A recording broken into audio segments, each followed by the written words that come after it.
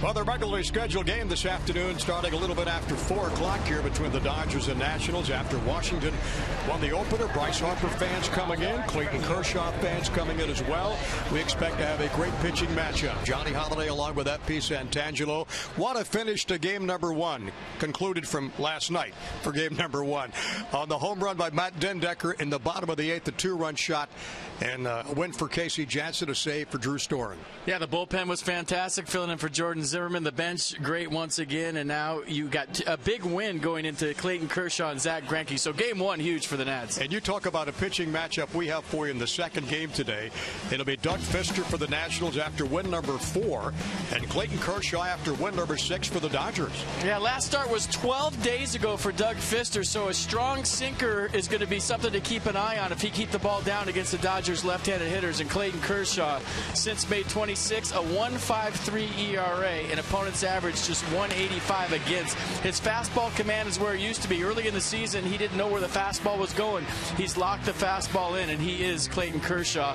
Once again, he's as good as it gets, folks. Last 3 starts for Kershaw, 0.78 earned run average, 12 consecutive scoreless innings he's thrown. Yunel Escobar will try to solve the left-hander's offerings this afternoon. He banged out 3 hits in the 5-3 win for the Nationals, including that 2-run homer last night. Sit back and relax as baseball continues from Nationals Park after a dramatic 5-3 win for the Nats over the Dodgers in game 1 this afternoon.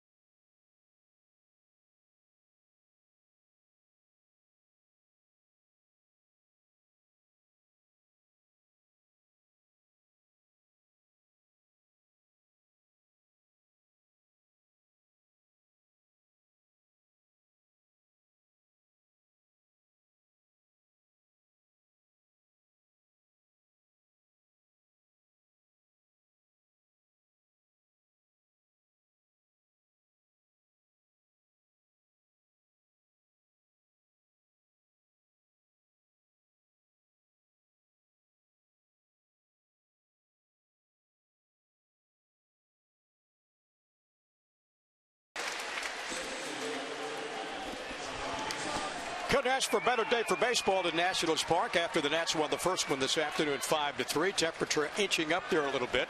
It's up to 88 degrees now in Washington, and the wind's 12 miles an hour from the center field blowing in. Humidity at 57% as we are set to go in the regular scheduled game at 4 o'clock between Kershaw and Doug Fister. There's the Dodgers starting lineup for this afternoon in the second game with Peterson and Kendrick, Justin Turner, Adrian Gonzalez, 2 home runs in the first game. Andre Ethier and Puig and Ellis will catch the second game, and Jimmy Rollins will be at shortstop, and Clayton Kershaw on the mound.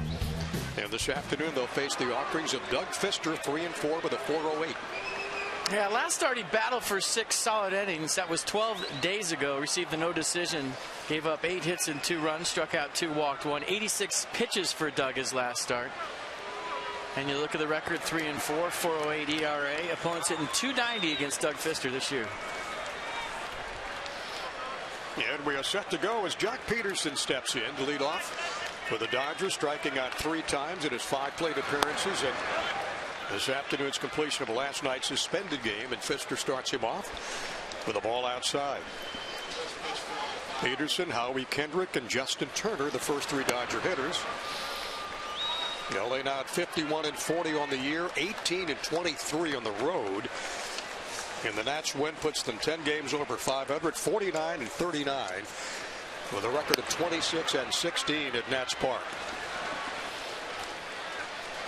And the count quickly goes to 3 balls, no strikes to Jock Peterson. Might be swinging here. Or taken. What's at the defense for the Nats behind Doug Fister today? Robinson, Taylor Harper, your outfield. Desmond Escobar left side. Espinosa Moore right side. And Jose Lobaton behind the plate. That's a pretty solid lineup. And there's Jose Lobaton catching the second game. I would like to see a stat on how many 4-pitch walks Doug Fister has had since he's been a National. I guarantee you it's less than 5, and that might be the first one I've ever seen. And the first batter, the leadoff batter on base now for the Dodgers. Doug's 12th start, 7th at home this year. And July 6th held the Reds to 2 runs, 1 earned, 6 innings. Gave up 8 hits and a walk and a couple of strikeouts. Got no decision in that loss, 3-2 to the Reds. And that's in there for a strike to second baseman Howie Kendrick. Johnson at home plate. Bill Miller down at first. Doug Eddings the second base ump, and Jim Wolf down at third. And if you're just dialing us up this afternoon, Nats won the first one 5-3. And a shot to right field. Harper battling the sun, takes a couple of steps back and hauls it in for out number 1.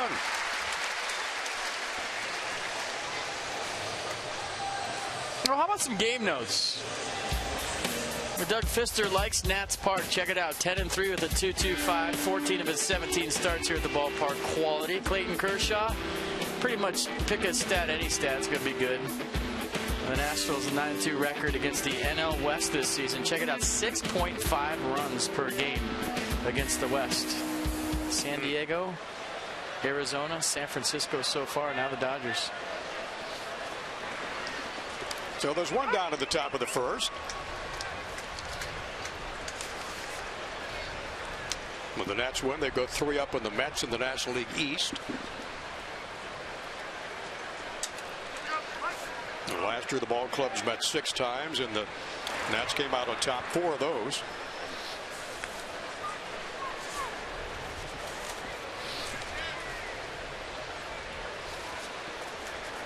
Well, remember Jock Peterson was a 30-30 guy in AAA.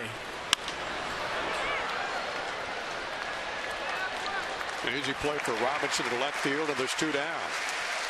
But I think those days are over. I mean, he's more of a power hitter guy, even though he's leading off for the Dodgers. He has 2 stolen bases and been caught 5 times this year, so he's been used to jogging around the pillows, not stealing them. Young guy's only 22 years old. Palo Alto, California. You mentioned 30 home runs. Pacific Coast League. 30-30. 30-30. Last guy to do it was back in 1934. Frank DeMori. In case you forgot. Frank stuck in AAA his whole life, never got to the big leagues. I just made that up. Yeah, the 0-1 pitch, and Peterson on the run. Easily he's in there, and they got him. Desmond got him with a tag as he slid past. And that'll take care of the Dodgers here in the top of the first inning. Well, great throw by Jose Lobaton. Maybe a better pick by Ian Desmond, and put the tag right on Jock Peterson's knee. Nicely done.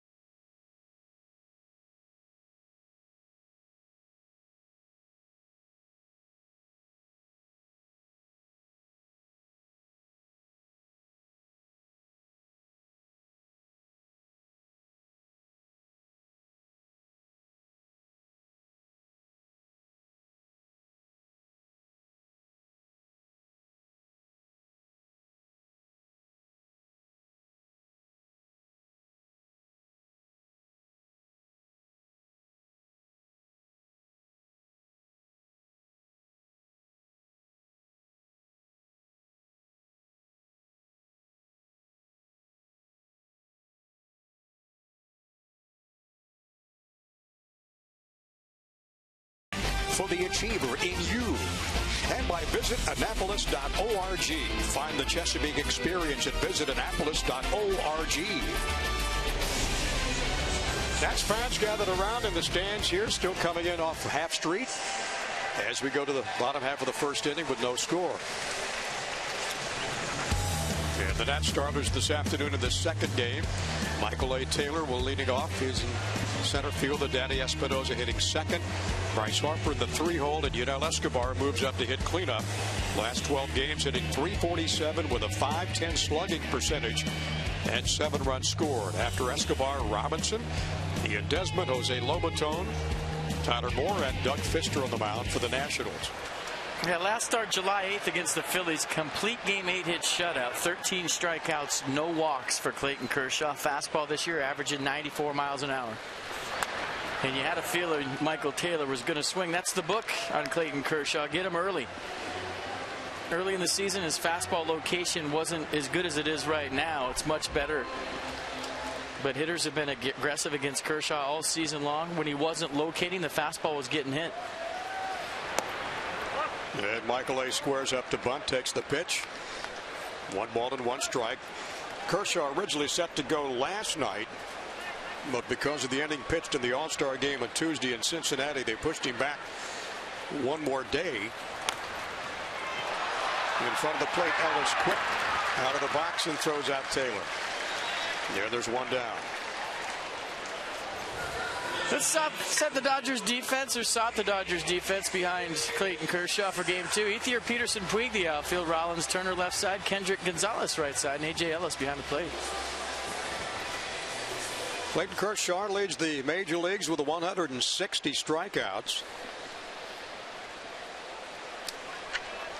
And the final 9 games before that All-Star break, he was on fire. 87 strikeouts in 64 2/3 innings of work and a 1.53 ERA.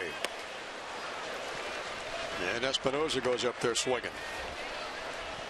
Now we see it with Jordan Zimmerman all the time. Opponents come up hacking. They want that first fastball. Clayton Kershaw, a guy you don't want to get to 2 strikes to. But if you locate that fastball early in the count, that's how you go deep into games. You get some quick outs early if you're hitting your spots today, if you're Clayton Kershaw, because you're seeing the Nats are going to come up hacking. So, FP, what's the secret to get to this guy if you can? Patience? No, you got to get him early, like I just said. Got to come out hacking.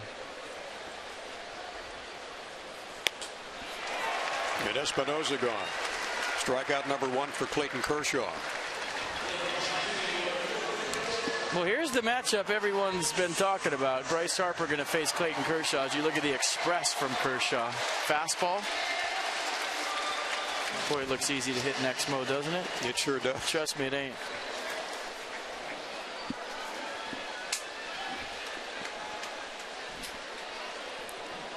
Well, Bryce in the first game this afternoon, he went 0 for 1 at 3 walks, 2 intentional. He goes up there swinging against Kershaw.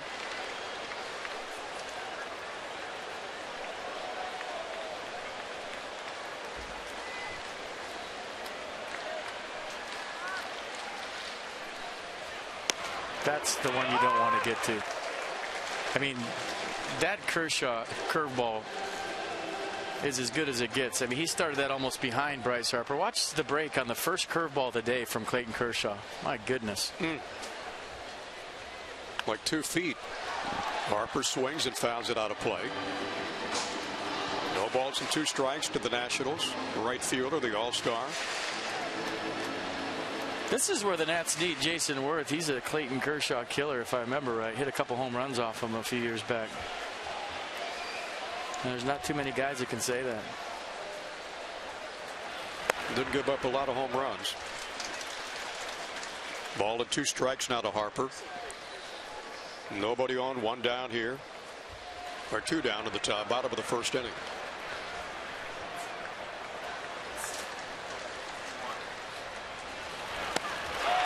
And Bryce way out in front of that off-speed pitch, and the Nationals are gone. 1, 2, 3 in the bottom of the first, and they go up to the top of the second as Kershaw strikes out Espinosa and Harper back-to-back. Scoreless game at Nats Park.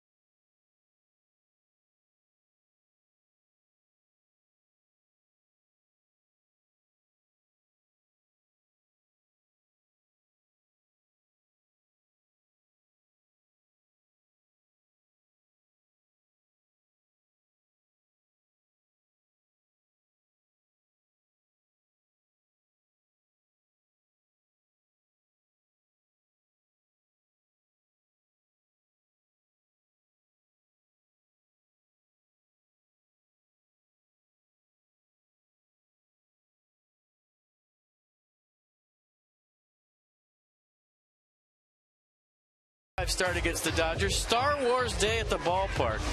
There's going to be themed characters, photo stations, music, cooling stations if you decide to dress like Chewbacca in the 97-degree heat. Additional first 25,000 fans receive a Washington Astros edition R2-D2 can cooler. We got ours today. They are awesome. For more details and to purchase tickets, go to nationals.com/Star Wars. You going to dress up tomorrow? Probably not, Johnny. No delayed reaction in that answer, was there? I'm going to say no. Maybe not. But it's going to be fun to see everybody else dressed up.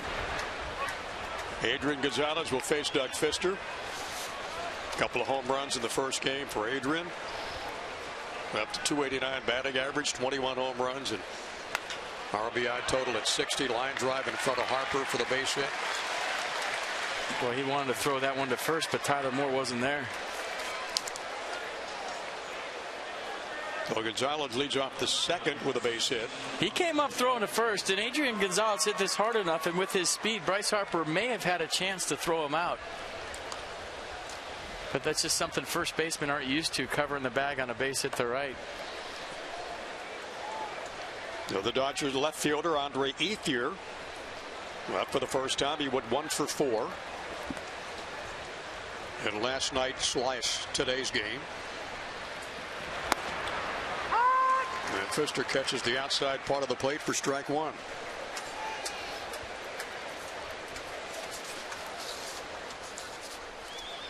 Dodgers as a team with a .250 batting average and a whole bunch of home runs, 116 to lead the major leagues. Look out. Foul back in the stands off to the left. And quickly Fister gets ahead of Andre Ethier. He's got 10 home runs for the Dodgers and 31 driven in.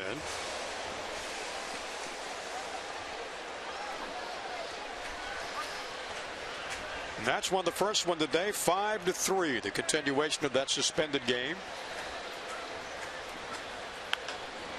And a base hit in the gap to left. That's going to fall in for a base hit. Ethier pulls up at first, and all the way around to third goes Gonzalez. And the Dodgers runners in the corner now, but nobody out. A nice swing right here by Andre Ethier. You could tell based on the foul ball he hit over his dugout that he's thinking the other way the whole at bat with Doug Fister, and he finally got something he could handle. You see the slice on the ball away from Michael Taylor, and a good decision by Taylor to keep the double play in order. You see Ian Desmond pointing towards second base, yelling 2-2-2. So the Dodgers in business here in the top of the second with runners in the corners, nobody out. That'll bring up the right fielder, Yasiel Puig. For the first time, he went 2 for 3 the first game, and that's fouled out of play back in the screen. Puig getting 271, 4 home runs, and got 14 RBIs. If you're a Dodgers hitter, same way. I mean, you want the ball up, you want to be aggressive. Anything that starts above the belt, your eyes light up, and you're swinging against a guy like Doug Fister.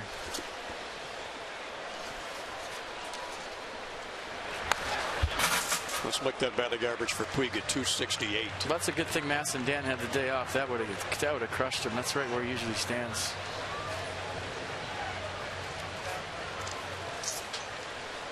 Yeah, picked a good time to take off, didn't he? He did. My goodness. I mean, if you don't like first place teams playing against each other, I guess you could say he did.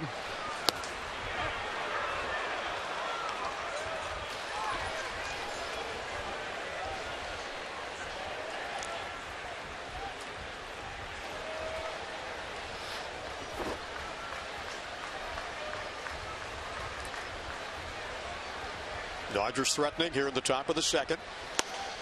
It's a good pitch. Counts 2 balls, 2 strikes. And so he tried to run the fastball under Puig's hands. Good frame by Lobaton, just off the plate in.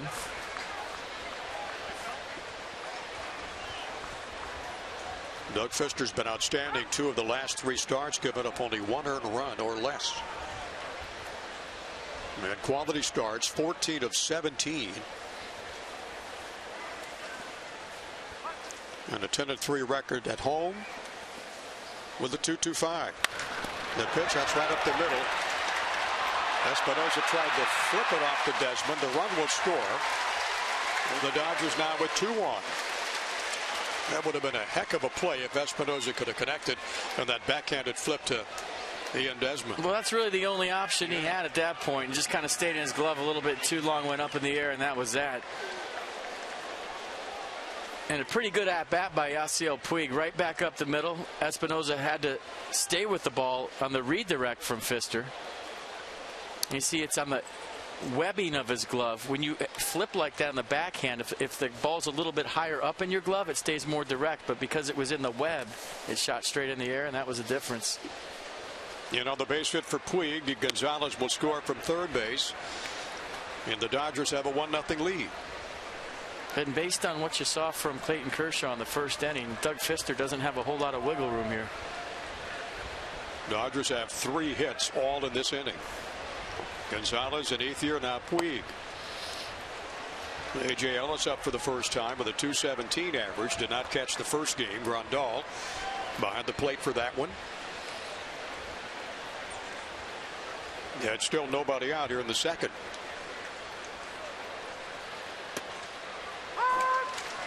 That's in there for a strike.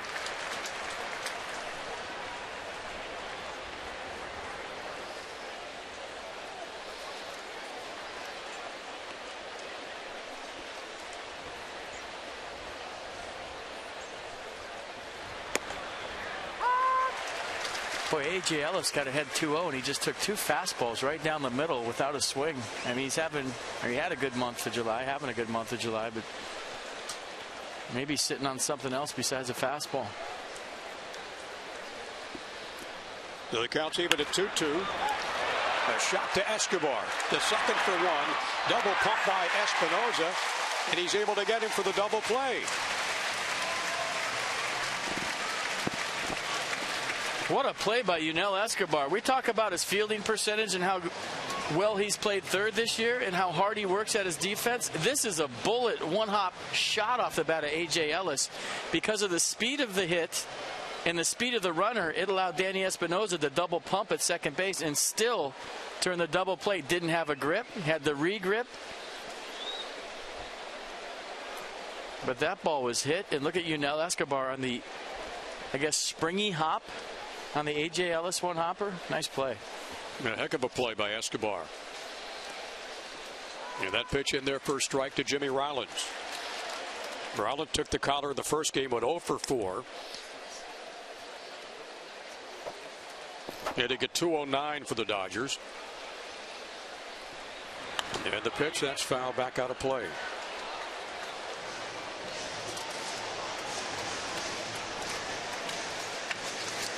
Sixteenth season in the big leagues, 15 with the Phillies. He sits safely in 4 of his last 6 games.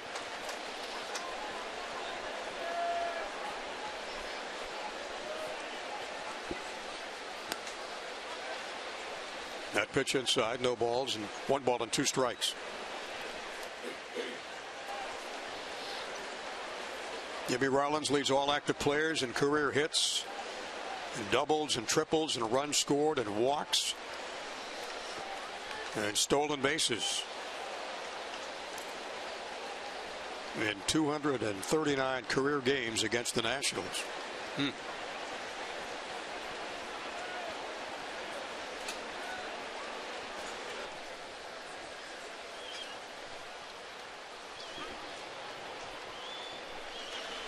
a good look at Jimmy Rollins. 1 ball, 2 strikes from Pfister. Inside corner for call, strike 3, and Rollins goes down. And the Dodgers jump on top with a run.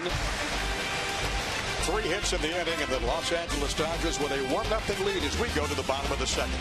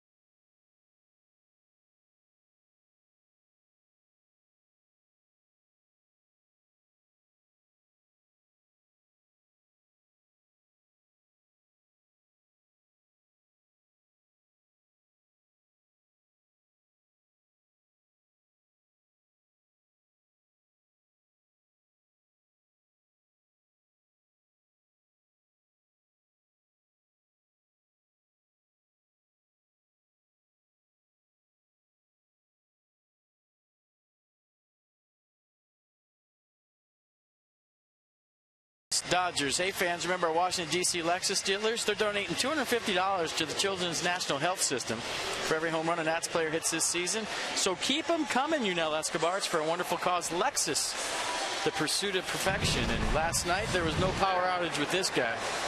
In between one of the various delays, after a leadoff double from Tanner Roark, Yunel Escobar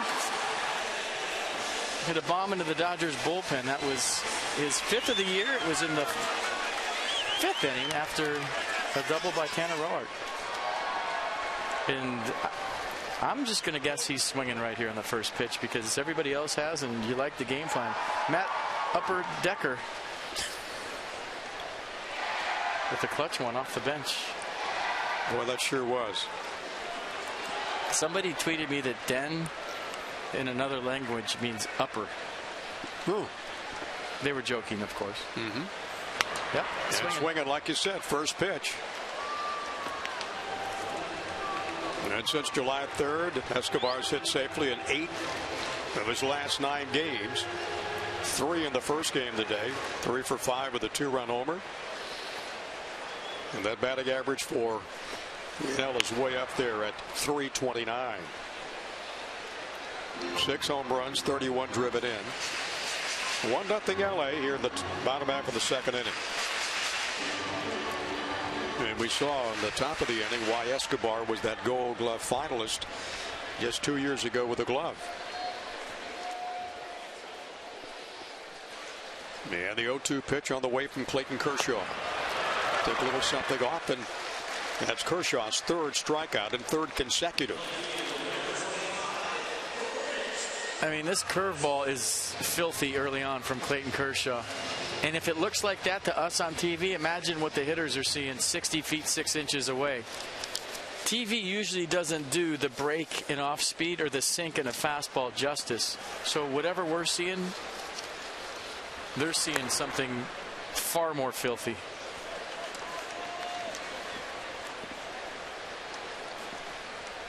You just don't score off this guy. Earned run average of 2.51 since back in 2008. And opponents only hitting .210 off of it. So Yunel Escobar, that bat didn't work. It had a hole in it. And I'm going to give it to you. Thank you. Hey, don't fight. Bouncing ball up the middle. So Clint Robinson gets the Nationals' first hit of the afternoon. Hey, that's a big box to check against Clayton Kershaw. There goes the no-hitter. And with the way his curveballs looked here early, you're starting to think it even in the first inning. This is a fastball. And we told you Clint Robinson above 400 against lefties this year. So he got a couple hits off Madison Bumgarner. Clayton Kershaw he can add to his lefty book with a base hit up the middle. Stay hot, Clint Robinson. You talked in the first game, I think, FP, about hitting left-handed pitchers. And he hangs in there against the best in the business. Yeah. Ian Desmond up for the first time. Desmond went 0 for 4. If you're wondering what the whole first pitch hacking thing does against Kershaw, well, you're facing a guy that's one of the elite guys. You don't want to get 2 strikes. But swinging at the first pitch kind of relaxes you as a hitter because there's no real thought process going on. Meaning, I'm going to get the first fastball. I don't have to sit up here and think, what's he going to throw? You know, I'm looking for a pitch here. I'm looking for a pitch there. Major league hitters, for the most part, go up there with a game plan. They're looking for one pitch in one spot early in the count. When you're facing a guy like Kershaw, you're going to be aggressive. You take all that out of the equation, so now you might be a little amped up, but you're more relaxed, if that makes any sense, because you know I'm hacking. There's not a lot of thinking going on. See ball swing. And Robinson just does get back. Nice move to first by Kershaw.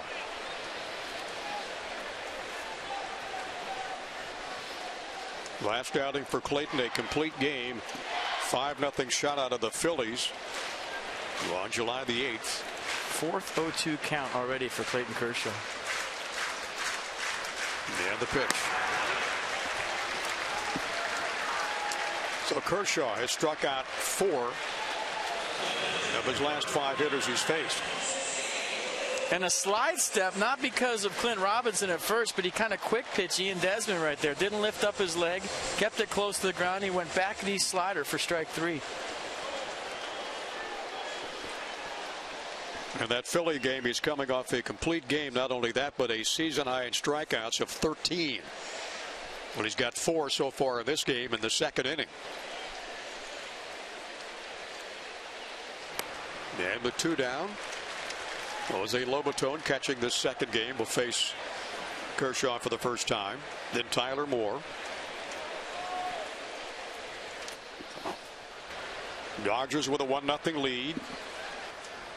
Now the Puig RBI single in the top half of this frame.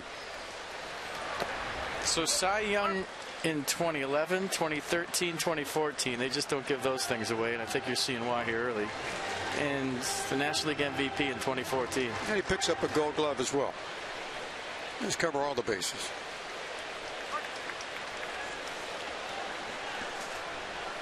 ...227 starts. 104 wins.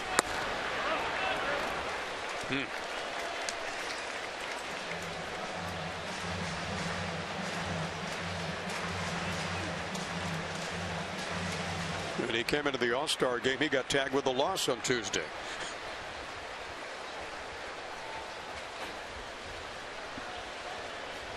And the checker Robinson at first, and the 2-1 to Lobaton, swing and a miss. Hey, you think you're getting a 2-1 fastball? Nope, 2-1 slider.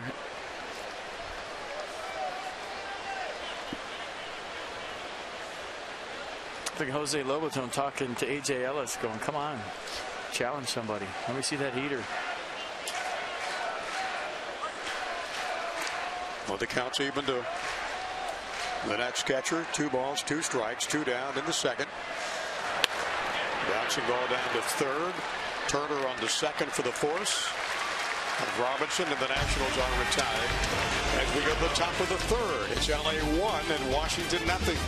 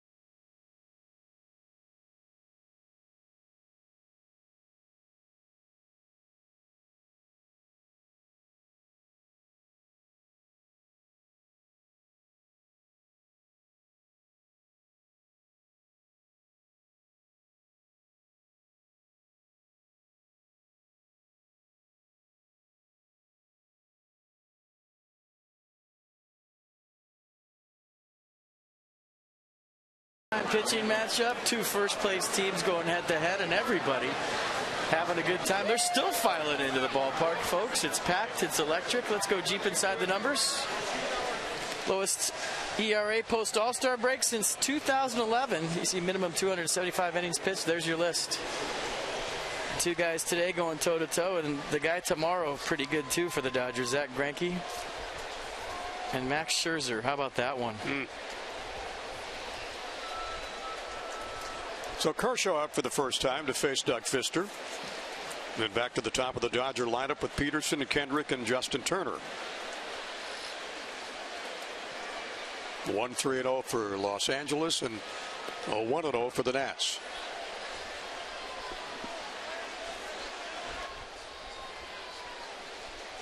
And today's activities here at the ballpark have been uneventful. Thank goodness. One hopper to Escobar, spins around, tosses on to Moore, and there's one away. That was a great play. So put a couple of stars by the double play with A.J. Ellis and put a couple of more right there. Watch the in-between hop and how he gives with it. And we talk about him taking ground balls on his knees and having to use his hands. This is a perfect example, folks. Watch. You know, you take the lower half out when you're on your knees and you really have to use your hands and stay soft, because at third base, you don't play the ball like you do at shortstop. The ball plays you. You have to be reactionary. And for a guy that's played the middle infield his whole life, he's been more than impressive over there. Third base is the hardest position in the infield. You can't create the hops. You just have to play what's given to you. And up the middle, you have time to pick your hops. At third, you don't. And boy, you better have good reactions too. Yep. Down at third base. Jock Peterson walked his first time up to lead off the ball game, hitting .230. Very impressive home run numbers and RBI numbers. And the count to Peterson is 2 balls and 1 strike.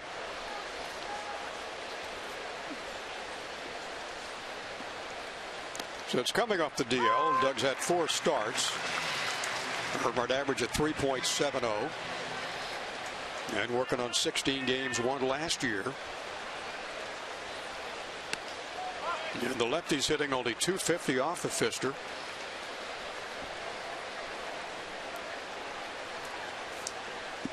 And Doug's 7th start at home this year. Swinging a high fly ball to right field. Harper drifting back on the warning track, and he brings it in for the out. Rice fighting that afternoon sun here at Nats Park. And there's 2 down. Just got underneath it, just missed it. And another mighty 2-strike hack from Jock Peterson. Nice play by Bryce Harper. Nothing easy this time of day in the outfield. Nothing.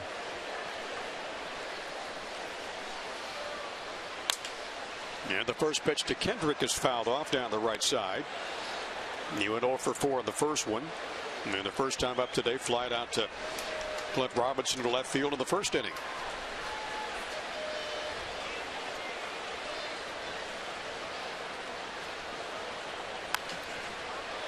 One of my favorite sayings in baseball, and I think I've mentioned this a few times on the air, is by, shockingly enough, Felipe Alou. And he always used to say the only easy play is the one that's already been made. That there's no such thing as an easy play. You just see, you hear guys on the bench say, "Oh, that was an easy play," and he would turn to people and say, "The only easy play is the one that's already made." I think you also said one of the best managers you've ever played for, if not the best. The best by far. Yeah. Not even close. What made him so special? He just patience. He's just smarter. He's just smarter than every other manager.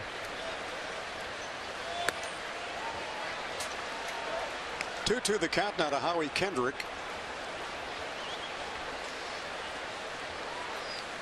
And with 2 down, nobody on.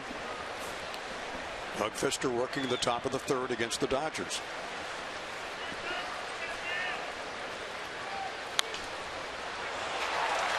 That ball's fair for a base hit for Kendrick. Just inside that first base bag. That was a nice piece of hitting by Howie Kendrick, and you could tell the whole time he's thinking the other way. He's a guy that's going to spray the ball around, use the whole field. That's how you hit 300. But watch, letting the ball travel, almost taking it right out of Jose Lobaton's glove. Inside out swing. And very rarely do you see a right-handed hitter hit a ball between the first baseman and the bag. Howie Kendrick just did it. So Kendrick is on with the Dodgers' 4th hit of the game. He got a nice lead off first. And Justin Turner flied to Robinson in the first inning.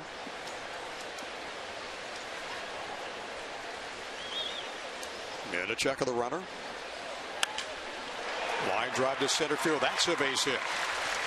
So Turner's on with his first hit of the afternoon. And back-to-back Dodgers singles. All but 2 outs. And now it gets interesting. Adrian Gonzalez been seeing the ball well. He's locked in.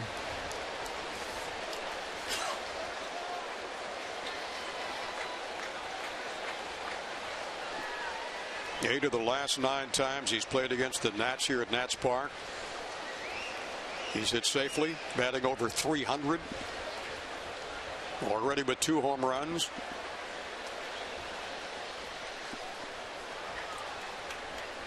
And kept the Dodgers within striking distance in that first one.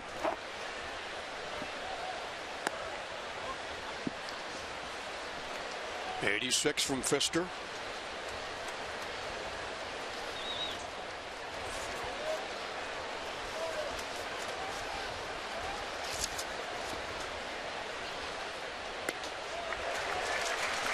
Throw down to second base, and they almost had him picked off second. I mean, they had him. That was a good throw by Jose Lobaton. Ian Desmond coming across the bag, couldn't hang on to the baseball. And look at Lobaton with the delayed throw. Desmond seeking in, and it just didn't stick in his glove. Yeah, they would have had him. They had a serious chance, that's for sure. Good throw by Lobaton. No, the count to Gonzalez is 1-1. And Kendrick wisely gets back to second.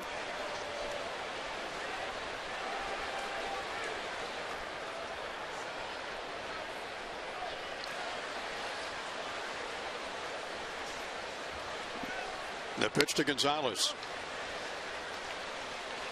Count goes to 2-1.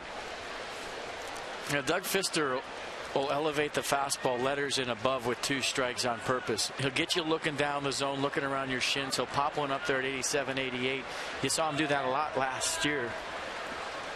And he tried to do that to Gonzalez right there, even though it's just 1 strike. Dodgers have 2-1. That ball gets away from Lobaton quickly. Good hustle to recover. Gonzalez coming off his 5th All-Star selection. And first as a Dodger, good block by Lobaton.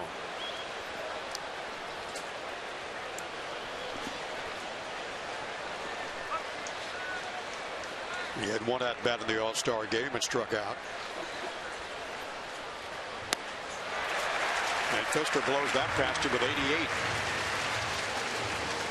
And that's pitch number 50 for Doug Pfister.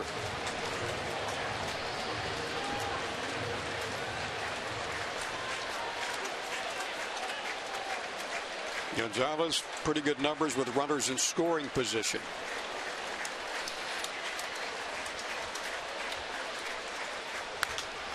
And a swing at a high fly to right field. Harper drifting back on the warning track. And that will retire the side. So Pfister found himself a little bit of hot water, able to pitch out of it, get the big, strong hitting Gonzalez to fly out to end the inning.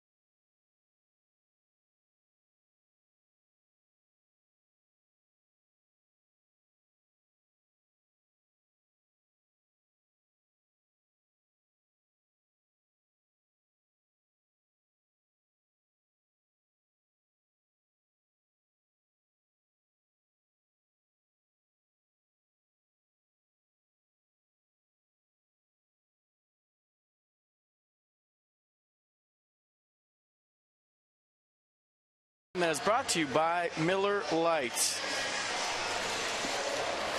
Some Nana dudes hanging out. I see red people all over this ballpark as we go to the bottom of the 3rd. 1-0 Dodgers. It's time for you to tweet your strongest fan photo using hashtag NatsCouchCam, and you just Might see yourself in an upcoming broadcast. That's brought to you by T-Mobile. Have a pretty good chance that you will. Got to click away and take those photographs. Yes. So Clayton Kershaw back to work for the Dodgers here in the bottom of the third. 5 balls, 20 strikes out of his 25 pitches. And he'll face Tyler Moore and Doug Fister and Michael A. Taylor.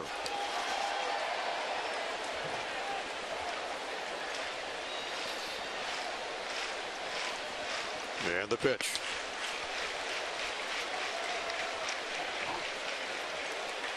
After as you look at Kershaw pitching, you got just a little bit of a hesitation there, doesn't it? With his delivery right there. Yeah, just a little double clutch, double pump.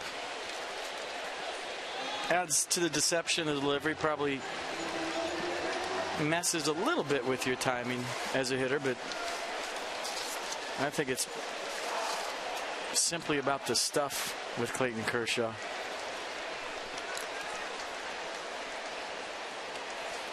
He's won 6 and lost 6 this year.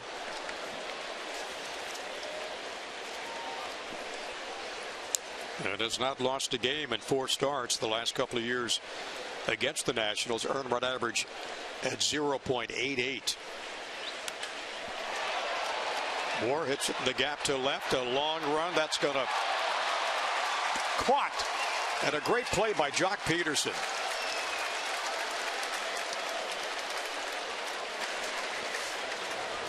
Well, you talk to Dodger people, they say he's as good as anybody in center field. Here's a good example. This one looked like it might drop in front of Peterson, but kind of made the adjustment. And like myself, I thought that ball was hit a little bit better. You saw him kind of go toward the gap and hang a left back toward the infield and make a beautiful sliding catch. Look at the eye right to the glove on the baseball.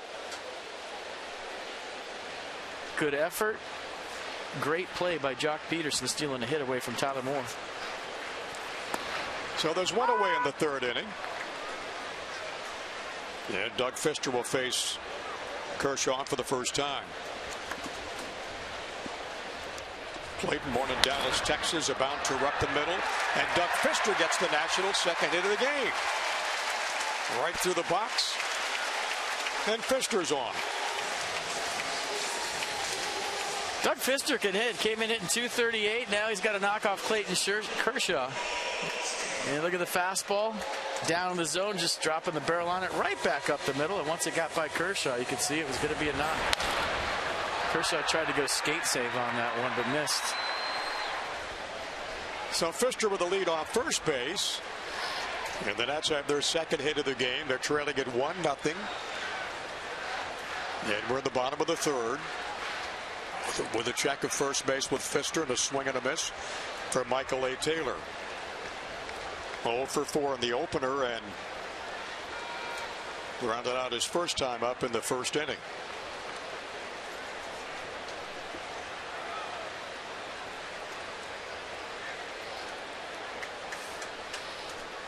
And a check of Fister in the pitch. Swing and a miss.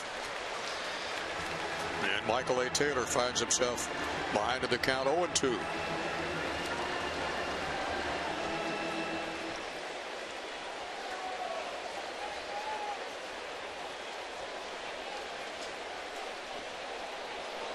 Interesting throw over. He's just trying to get an out right there. He's not thinking that Doug Fister's going anywhere. He's trying to straight pick him off. And Kershaw's racked up over 100 career wins. And since 1920, the lowest career earned run average at 2.48. Ahead of Whitey Ford, ahead of Sandy Koufax. And the great Jim Palmer up in Baltimore. Michael A. Taylor strikes out. That's strikeout number 5. And now Espinosa comes up to the plate. Well, that's the slider at 88. He throws it 26% of the time. So you just see it just going right underneath the bat of Michael Taylor. So we've seen the good curveball that he throws at 17% of the time, but the slider has been the out pitch of late to right-handers. He threw on to Ian Desmond and now one to Michael Taylor for strike 3.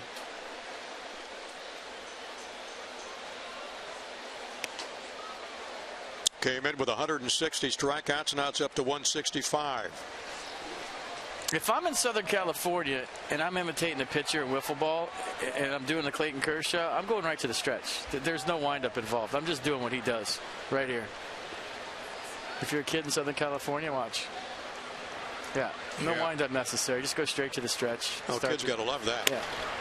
Then he blows it past the batter. And that was half the fun of wiffle ball as a kid, was imitating your favorite players, whether it was the stance, whether it was the pitcher. And yours was? Will Clark. Will Clark. Yep.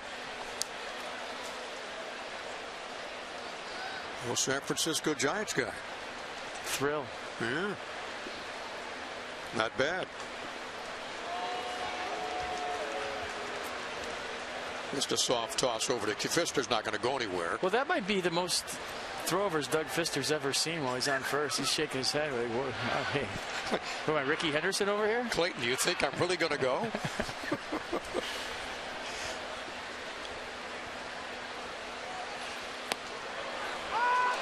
Oh, nice. 73 in that change. My goodness.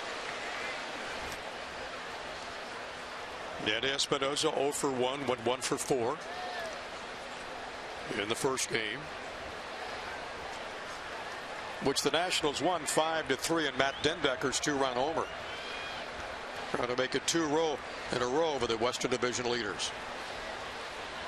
Here's the 1-2, and caught him looking. Strikeout number 6 for Clayton Kershaw. The Nats get a man aboard with a base hit from Doug Pfister, but can't score. And it's 1-0. We go to the top of the 4th.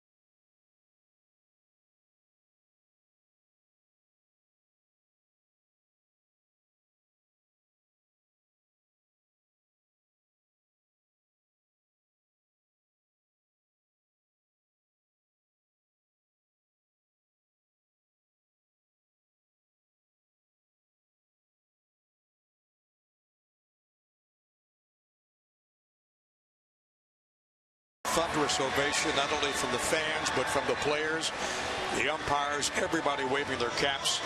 And this troop recognition brought to you by DynCorp. International, we serve today for a better tomorrow. And a round of applause from Ian Desmond, the rest of the guys in the field for what the troops have done, for which we can never thank them enough. 1-0 Dodgers. We go to the top of the 4th. Good crowd here in Nats Park. Yeah, a little bit more enthusiasm than we had for the first one. They allowed the folks to come in that had tickets for the second game today to watch the ending of the first one. They saw a terrific ending and the home run by Dendecker, but this one packed to the house. 4 flyouts, 3 groundouts, 1 K, and a dirty uniform for Doug Pfister. You always love to see that. He will face Andre Ethier and then Puig and Ellis in the Los Angeles 4th.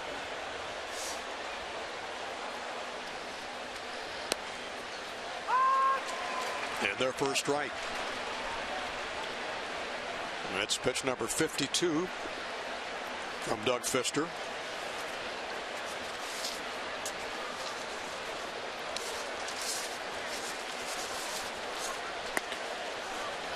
And that pitch is high. Last outing against Cincinnati threw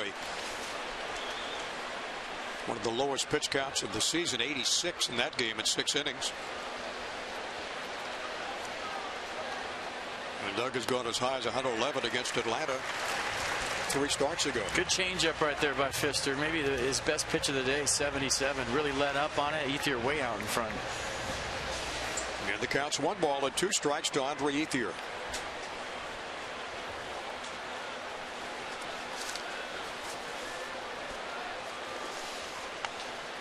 That's fouled out of play.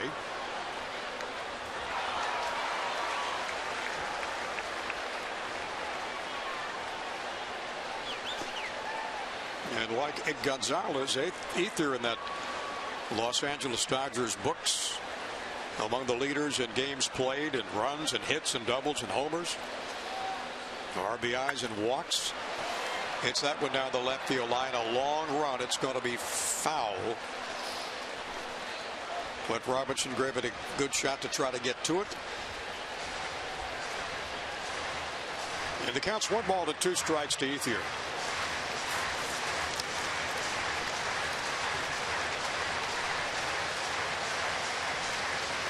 He's hit safely now in his last 11 games. Johnny Holiday in for Bob Carpenter. Bob back with you on Monday when the Mets come to town, along with FP Santangelo and Dan Colco taking the weekend off, as is Bob. And we're happy you're joining us. Ethier with a high fly ball to center field.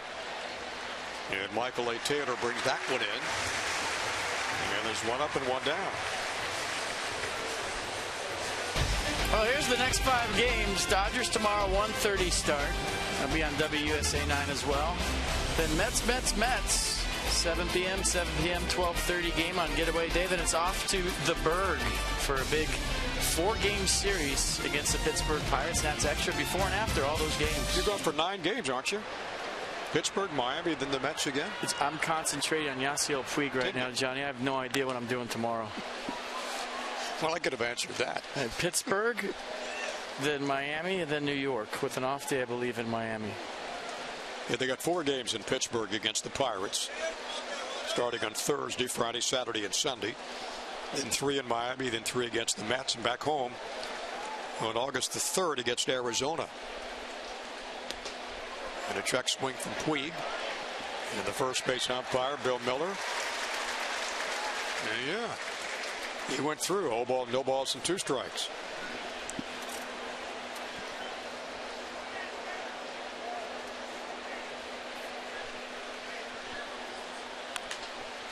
The 0-2 ground ball to short. Desmond's got it. And across to Tyler Moore, and 2 up and 2 down.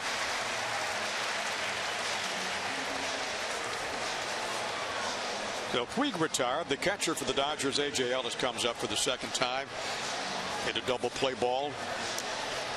And Escobar started in the 2nd inning with a tremendous play at 3rd. The Dodger catcher hitting .217 with a couple of home runs. .214 now after going 0 for 1. He's got 6 RBIs.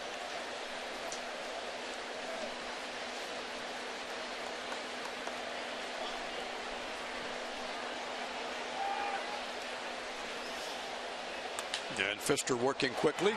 Line drive to center field. The Dodgers have their 6th hit.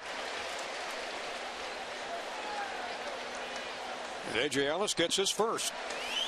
Hit the ball hard twice.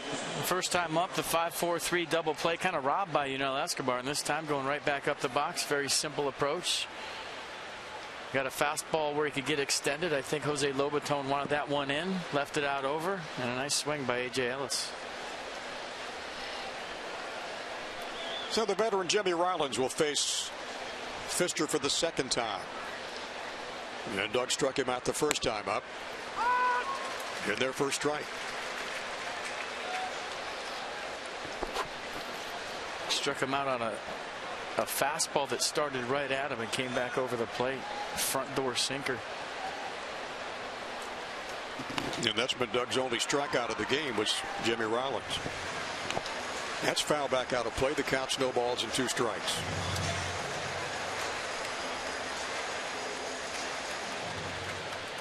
Now, despite the 6 hits, only one Dodger run in this game, and that's enough to take a 1-0 lead.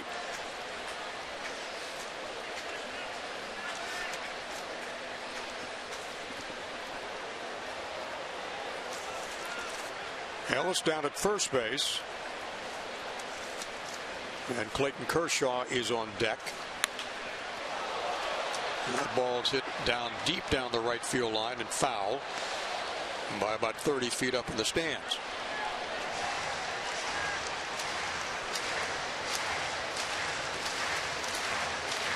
You know, last season Doug Fister's bread and butter pitch was the two-seam fastball into lefties with 2 strikes. He'd throw it right at him and run it back. Or he would elevate the fastball. And Rollins hits a fly ball to right. Harper drifting back, battling the sun again, makes the one-handed grab a couple of feet in front of the wall. So Harper will come in from right field, tosses the ball to a fan. He'll lead it off. Price trying to get his first hit of the ball game.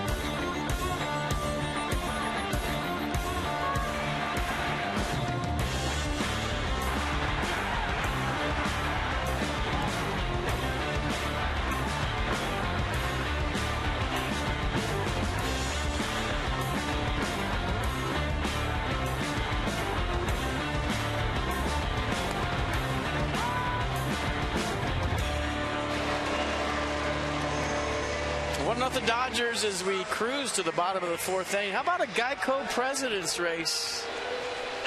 And I was trying to figure out what they were doing here today. Kind of all in a pack. Calvin Coolidge trying to tighten it up at the end. And look at Abe just kind of paced himself. Maybe they're going marathon. And Calvin Coolidge takes the lead, but then all of a sudden Teddy with a burst at the end. Look at Teddy. So George is 1-9, Tom 3. Abe 13, Teddy 7, Bill 11, and Silent Cal with 3 wins already. Harper first pitch swinging, fouls it off. And who's your guy in that race? I like Abe. Yeah. Abe is my guy, period. My favorite president of all times and my hero. I love all of his quotes and everything he's about.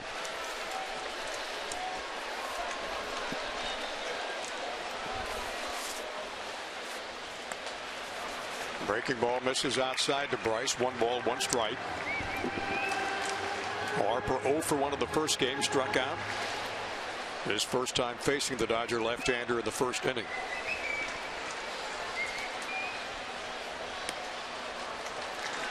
It's the bottom of the 4th. 1-0 Dodgers lead.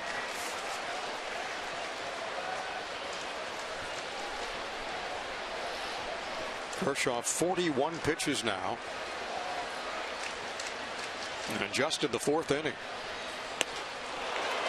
A mighty swing from Harper, swings right through that one. We talked about it last night. You know, the Dodgers have circled Bryce Harper as the guy that's not going to beat him in this series, and we wondered if Clayton Kershaw would go after him. And in a 1-0 game in the bottom of the fourth, he's doing just that. Challenged him with a 2-1 fastball at 94 with a lot of plate to it. So not pitching around Bryce Harper, going right after him. And a check swing, and that's a called strike. And Harper retired for the second time today. Kershaw strikeout number 7.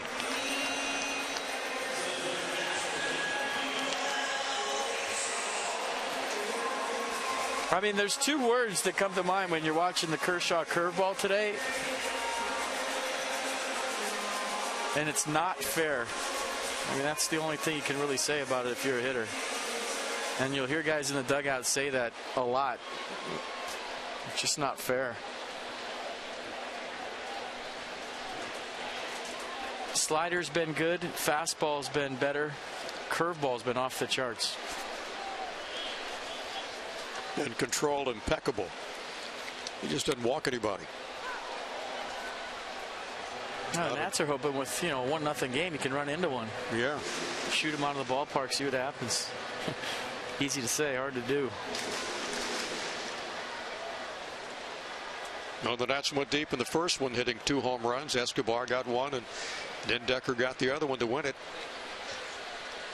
And the 0-1 pitch, swing and a miss. Foul back at the plate.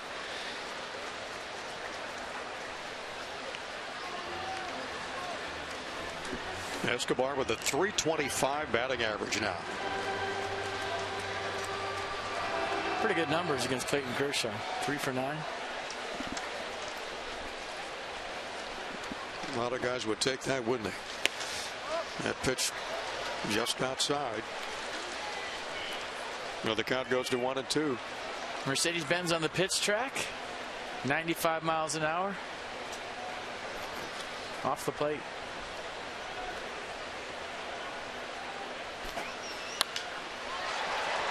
Line drive to right. Puig is back. He'll make the one-handed grab. And there's 2 down.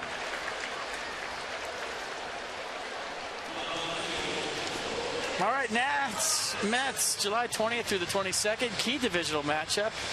New York playing some pretty good baseball. Lost to the Cardinals last night. Nats extended their lead to 3 games with the win earlier today. Go to Nationals.com to get your tickets right now for a big series coming up here at the ballpark, July 20th through the 22nd. Clint Robinson has one of the 2 national hits in the game.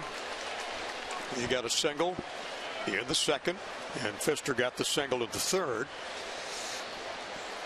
And that's all that Kershaw's given up. 74. And Robinson way out front.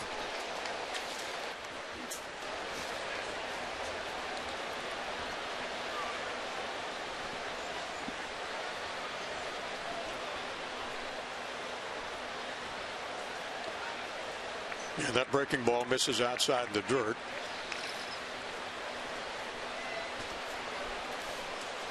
And the count's 1-2. The clubs wrap it up tomorrow afternoon with the final of this 3-game series. You make Greinke against Max Scherzer. Well, he's just putting the ball wherever he wants it at 96. It sure is. And he threw that exactly where he wanted to, off the plate, just trying to tease Clinton Robinson into swinging at strike 3. And the count's even at 2-2. And that's strikeout number 8. And Robinson goes down for the second time. First time today against Kershaw. We go to the top of the inning, and it's 1-0 Los Angeles.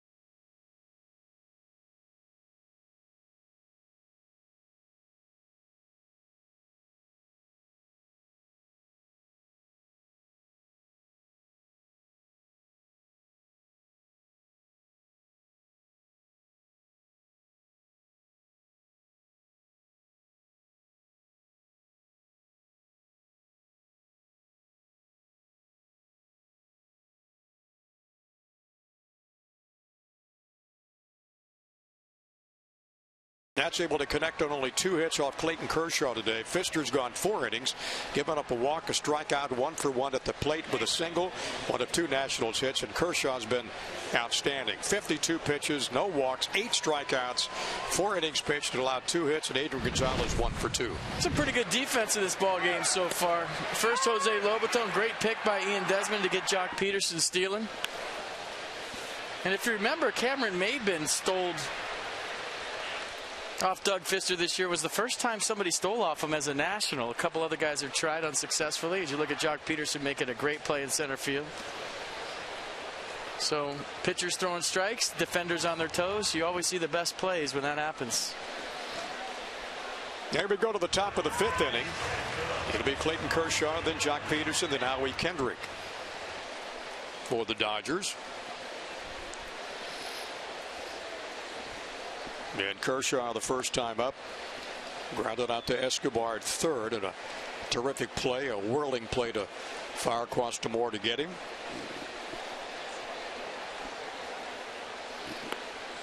Clayton Kershaw kind of running at the pitch right there. Playing a little mind games, huh? No, I think he was going Ichiro mode. He stepped toward Doug Fister like he was going to slap that to the left side. High chopper down to first. Moore on to Fister. Got him just barely. Ball kind of hung up there in the air, and a heck of a play to get Kershaw running down the line. And Kershaw hustling down the line, and Tyler Moore just helpless right there, waiting for the ball to come out of the air. And there's nothing you could do as a first baseman on a chopper except for get rid of it quick. And look at Kershaw smelling the hit, going hard all the way. Fister doing a nice job of getting over there. That was bang, bang at first base, and I don't think the Dodgers are going to look at it. And Tyler had to wait till that ball came down. Ooh, that's close. Ooh, very close. Super close. And they're going to look at it. Don Mattingly's got his hand in the air. He doesn't have his hair in the air, but he does have his hand in the air. All right. And he will take a look at it. Well, maybe he's not going to take a look at it. Going to wave it off, so that'll bring up Jock Peterson with 1 down. I had a meeting with Buck Showalter last Saturday before the game, and he had so many interesting things to say about replay and how in Baltimore they take the emotion out of their decision-making process when they review a challenge. And they don't just review the challenge and say, is he safe or is he out? They review the challenge and ask themselves, is this something that will be reversed based on experience and what has happened in the past? So you feel like a lot of teams, you can get caught up in the emotion of it, like he's safe, let's challenge it. They take all that out, and they've taught their people, and as a lot of teams do, to ask the question, will they change the call?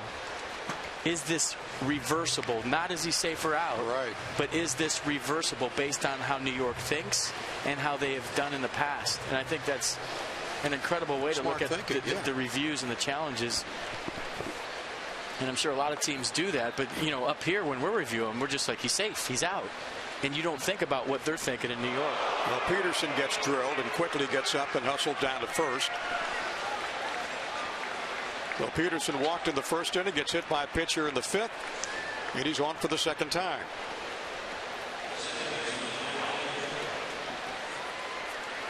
Just kind of hung on to this one a little bit too long, tried to front hit the sinker, and it didn't come back. I like what Jock Peterson did. Hopped right up and went to first base. Let it hit him right in the hammy. Didn't look at Doug Fister. Just popped up and sprinted to first. Gotta love that from a young player. Yeah, big time pro play for a guy only 22 years old. That ball fouled at the plate by Howie Kendrick. Well, Peterson's walked, and he's also been hit by a pitch, and that's the only walk given up today by Fister. And Kendrick took it right off his inside of his left ankle. Schinberger coming.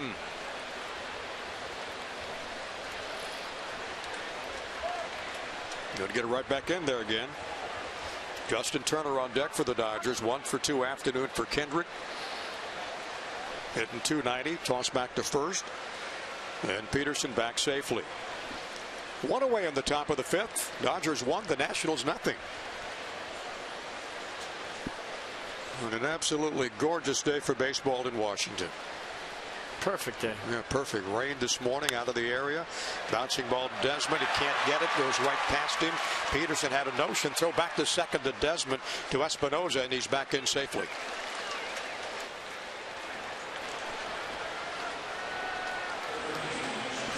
So Kendrick on with his second base hit of the game. Doug Fister got the ground ball he was looking for. It was just out of the reach of Ian Desmond. Good effort by Desmond.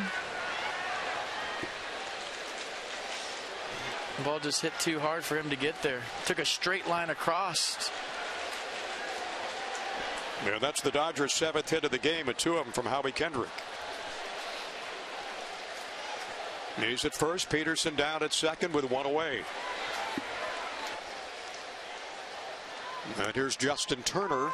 He'll take a strike with Gonzalez on deck.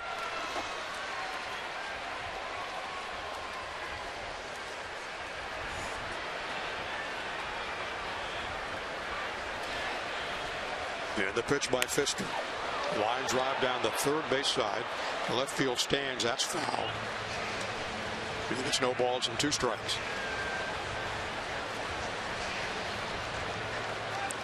Turner with runners in scoring position, 304.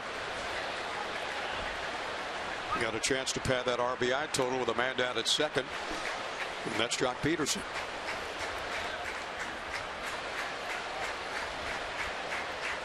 And the 0-2 pitch.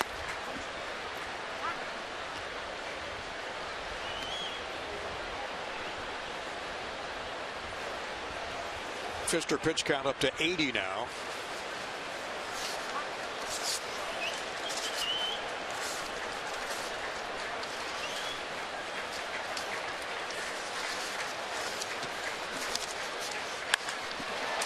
Line drive to left field. That's a base hit. Peterson around in third.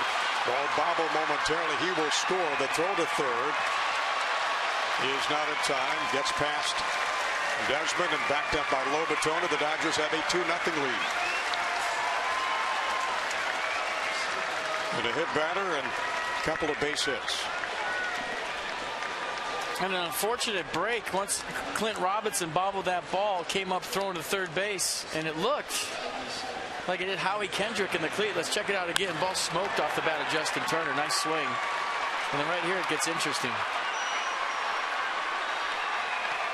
Yeah, it looked like it hit Howie Kendrick right in the foot.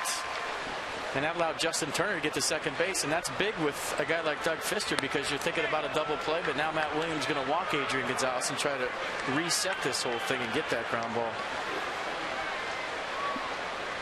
Yeah, this with 1 down here in the 5th inning. 2-0 Los Angeles. As Peterson scores all the way from second on the Turner base hit. And Gonzalez with a base hit in the second, a run scored. He's 1 for 2. Not going to mess around with him. So Adrian Gonzalez will walk. And that'll load him up.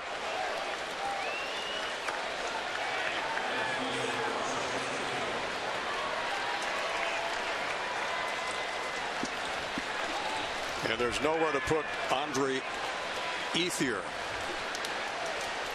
I'm playing for the ground ball, hoping that Doug Fister can induce a double play and get out of this with just 1 run.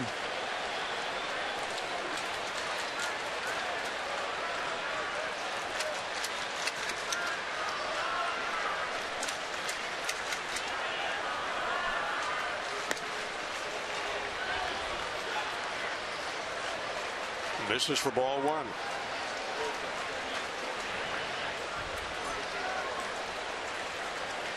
So after Kershaw was retired, 4 consecutive Dodgers have reached base. Kendrick, Turner, and Gonzalez. Line drive to right. Can Harper get it? The throw to second. Runner back safely. And the Dodgers lead it 3-0. And the RBI single by Andre Ethier. Bryce Harper just kept this a ball game, folks. That was ticketed for the gap. And what a play by Harper. I mean, said all season long, he's ready for the baseball, and that's the most important thing for any outfielder, not to let your mind wander and to think to yourself that every pitch is coming to you. He's been getting great jumps all year, made a great play last night, and if that ball gets past him, this game is going to get real tough. It already is with a 3-0 deficit against Clayton Kershaw, but what a play by Bryce Harper. Might have saved the day for the moment. Dodgers have their 8th hit, 3 runs, 8 hits for LA, no runs, 2 hits for the Nats, and there's still only 2 down. And Puig up for the 3rd time with a base hit and a ground out to Desmond at shortstop. A.J. Ellis on deck for the Dodgers. Bouncing ball. That's a base hit. That may score another run. Rounding third. The throw to home is going to be too late. And the Dodgers take a 4-0 lead. And Puig with his 2nd base hit of the game. And the 4th of this inning off Doug Fister. Yeah, line moving for the Dodgers here in the 5th. He and Desmond are going to have a little quick chat with Doug Fister. And if I'm perfectly honest, Doug's fastball not moving like it did last year, all this year. I mean, whether it's the injury coming off the DL, not at full strength yet, I have no idea.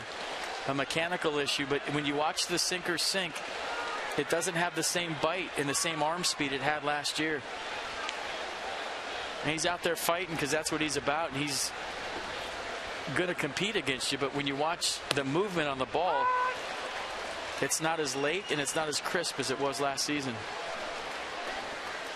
And A.J. Ellis is the 8th Dodger batter in this inning. And he's been a little more elevated at times with the off speed and the fastball. But like I said, he's a fighter, and that's all he knows. Bouncing ball to Desmond at short. The toss on to Espinoza. And the inning is finally over, but not before. The Dodgers put up a 3 spot, and they take a 4-0 lead over the Nats as we go to the bottom of inning number 5.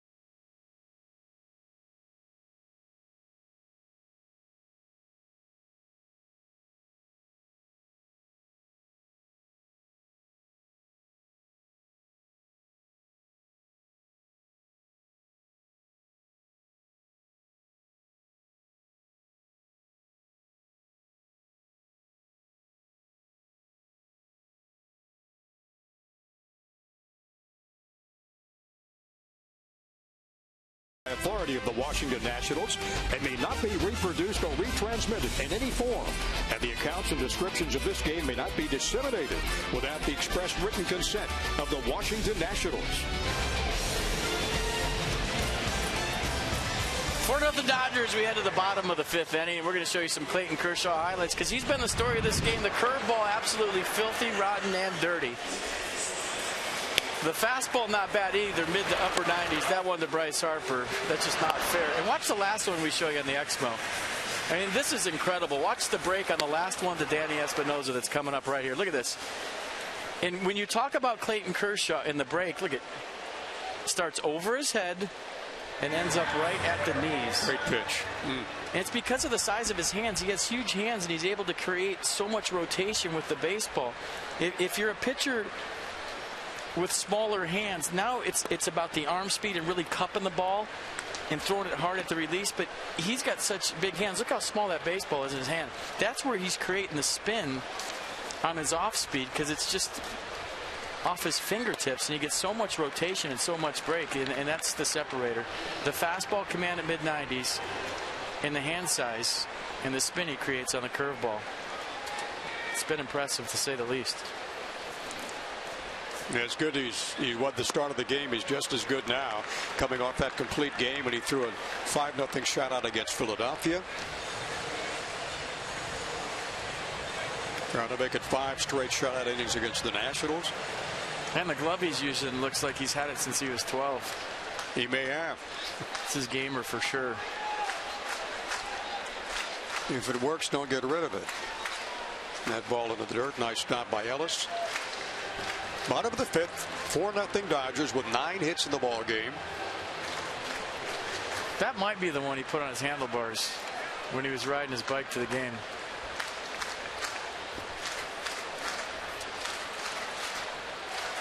Yeah, the pitch to Desmond, he strikes him out. That's number 9. He has struck out 22 batters the last 2 starts. And he's got Desmond twice in this game. And this is the slider. You see his hands on the outside of the baseball, the rotation he's creating. And not that he needs it, but he's going to get a little help from his friend Mr. Shadow here coming up in a second, on top of everything he's featuring. Lobaton grounding into a fielder's choice in the 2nd inning. He'll take a ball. Lobaton, then Moore, and then possibly Pfister with work in the bullpen, though, at this point.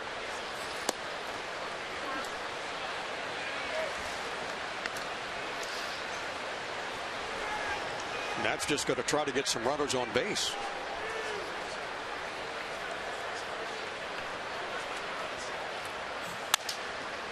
And broken bat grounded to Rollins at short.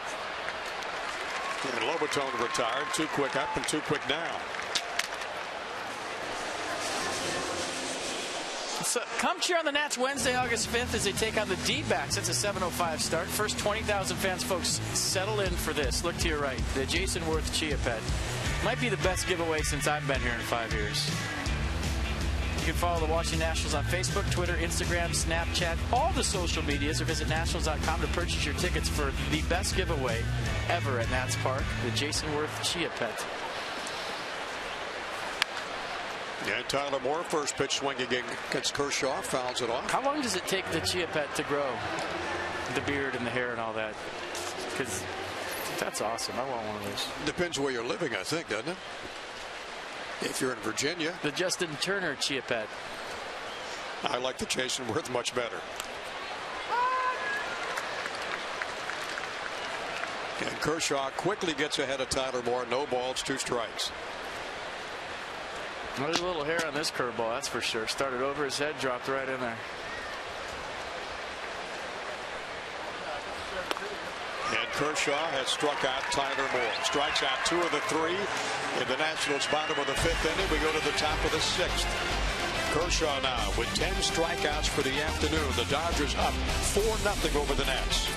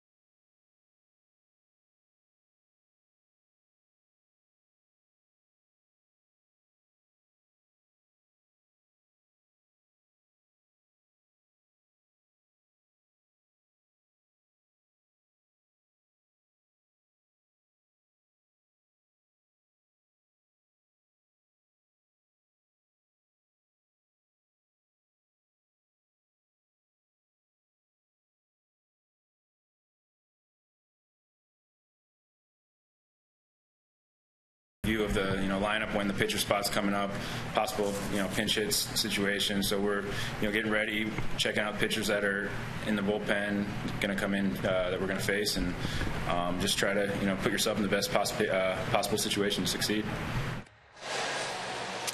That was our Coons.com sideline report. When you're talking Cars, you're talking Coons. 4-0 as we head to the top of the 6th inning. Matt Dendecker in this ball game.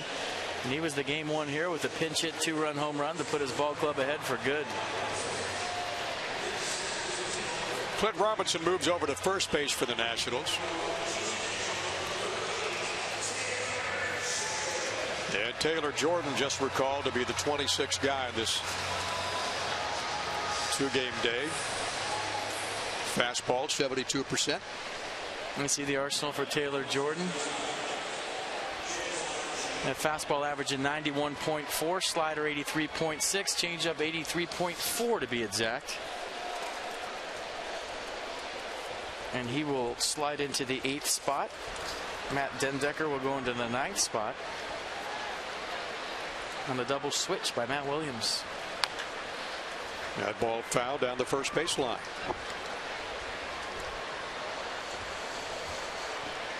So it's Jimmy Rollins and then Kershaw in the top of the order again in the Dodgers 6th, leading at 4-0.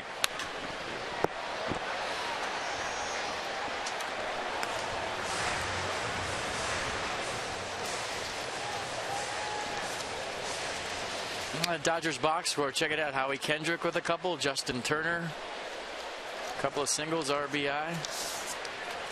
And Yasiel Puig with a couple more hits in this game. And Jimmy Rollins a long fly to right center field. Back Michael A. Taylor over the shoulder grab. And there's one away. Time for your PNC minor league report. PNC Bank for the Achiever and you. Joe Ross. He gave up a run during that scoreless streak, and they sent him down, but it might have a chance to come back up. We'll see. Stay tuned. Last 10 games doing his thing down in AAA. And his first go around as a major leaguer, he was good. He sure was, wasn't he? And you're hoping you see him again sometime soon. Boy, he's got major league written all over him, doesn't he? He does. Young guy from California, Oakland. I think the guy in the batter's box right now is going to be pretty good someday, too. I think if he keeps working at it, yes. 92 from Taylor Jordan. In relief of Doug Fister. Fister goes the 5 innings, 4 runs, 9 hits.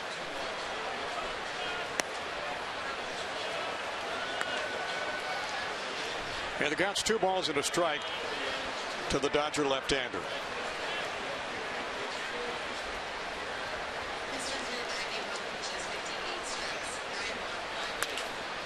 Bouncing ball to Espinoza. On to Robinson. And there's 2 down.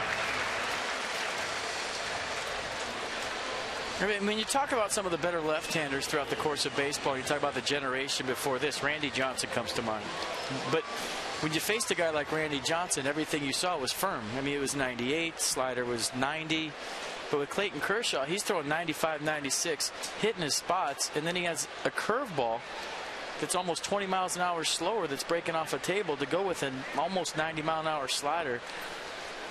And you rather face a guy like Randy Johnson because just gear up and swing and hopefully it hits your barrel. Against Kershaw, if you don't get that first pitch fastball, you're in big trouble. And it looks like, based on the deception, the short arm delivery, that fastball's playing even harder than 95 or 96. Not a fun day to be a hitter. Not a fun day to be in that red jersey facing a guy like this. And as you mentioned, FP, with the shadows creeping across. Yeah, he doesn't. In the afternoon. He doesn't need shadows. No, he doesn't need shadows at all. Line drive to right field, and that's a base hit for Jock Peterson. Hit by pitches last time up, and Peterson with a single to right for the Dodgers' 10th hit.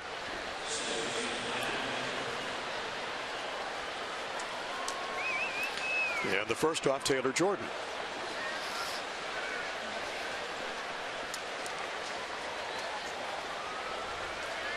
Balance throughout the swing. Head down to the baseball. Nice pass.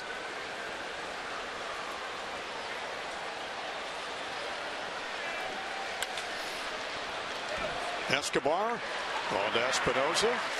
And the force at second, and the Dodgers retired in the top of the sixth. Nats trying to get some runners on. They trail in this ball game 4-0, heading for the bottom of the sixth.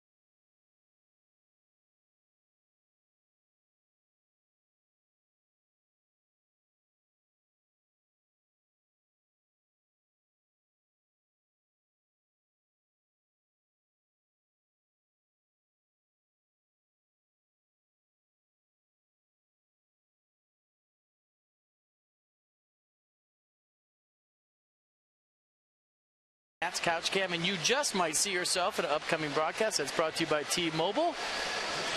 That is my twin brother, Bob.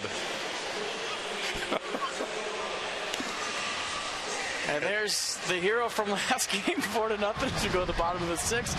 Matt Dendecker saw one pitch he waited a day and a half for, and he decided he was going to win the game on a first pitch fastball. Matt Upper Dendecker with the game winner. Nice catch by the one-handed grab by the guy out there. Yes, gloves are overrated. I still say bring your picker to the game. And a fired-up dugout welcomes Dendecker back as a hero. So Matt steps in with the Dodgers leading it by a score of 4-0. Tried to bunt his way on, bunted it too hard. Right back to Kershaw. Good speed, though, from Matt. Almost beat that thing out. So Dendecker is retired. And that'll bring up Michael A. Taylor, who's 0 for 2.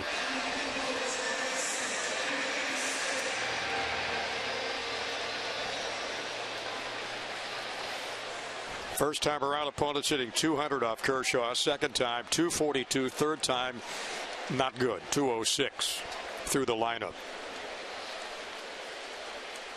And if you're looking at how deep he's gone into ball games, the last 4, at least 7.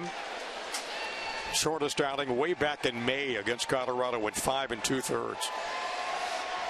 And that was the game he had the most walks of any game this year, walked 4. In this one, he hasn't passed anybody.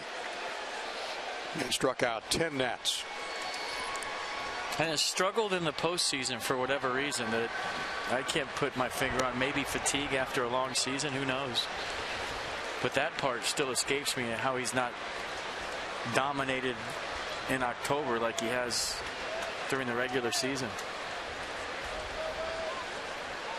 With the Dodgers, over 1,500 innings pitched for Kershaw. That's fouled down the right side. Nats box score, a couple of base hits. Clint Robinson broke up the no-no. That was in the second inning, and then Doug Fister with a base hit up the middle in the third. And this guy's been, as advertised, he's been tough from the very beginning. And after his 7th win of the year, and that strikeout number 11. I mean, we talked about the curveball, but that slider was 90 miles an hour under the hands of Michael Taylor in the shadows. Watch the subtle break. Look at the fingers on the outside of the ball. There's the slider. And that was an expo, folks. This is 90 miles an hour.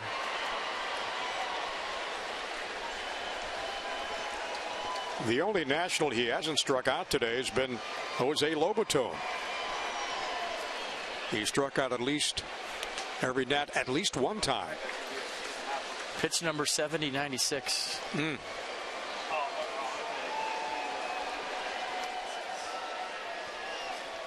Kershaw's last 7 starts, he's thrown over 105 pitches in each one of those. Okay, just let your mind wander for a second with 2 strikes and 2 outs here in the bottom of the 6th. If the playoffs started tomorrow, the NLDS would be Dodgers Nats. Right. Game 1 would be in Los Angeles, and Game 1 would be the guy on the mound right now against Max Scherzer. I am all in on that. Long way to go, obviously. Yeah. But when you talk about a postseason matchup for the ages between those 2 pitchers, my goodness. But that's reality, too. Sure. The 1-2 to Danny Espinosa.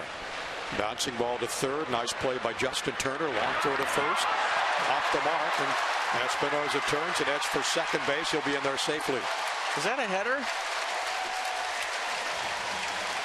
Did that hit Danny Espinosa in the helmet? Let's take a look and see. It may have.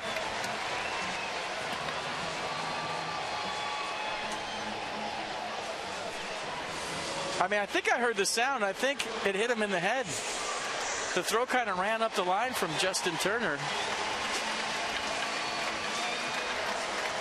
Let's see it again. Good hustle down the line.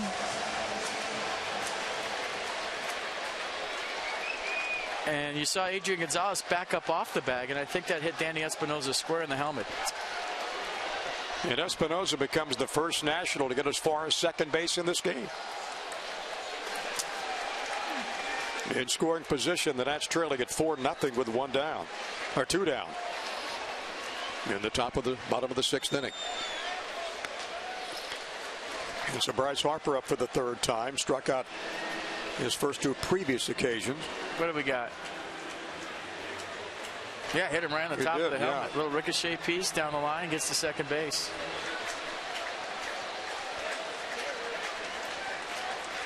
I don't have a good goal caller. I'd do it.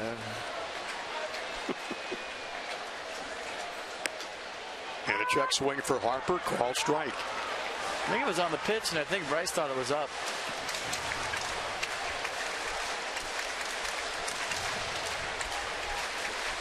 So in the air, Espinosa winds up at second base. And the count's 1-1 to Bryce Harper.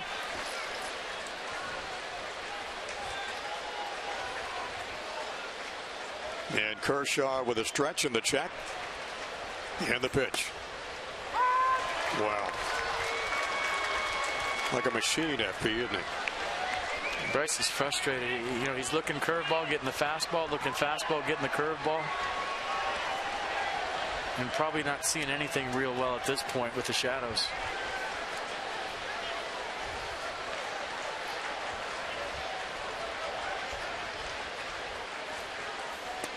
And the 1-2, and that's strikeout number 12 for Clayton Kershaw.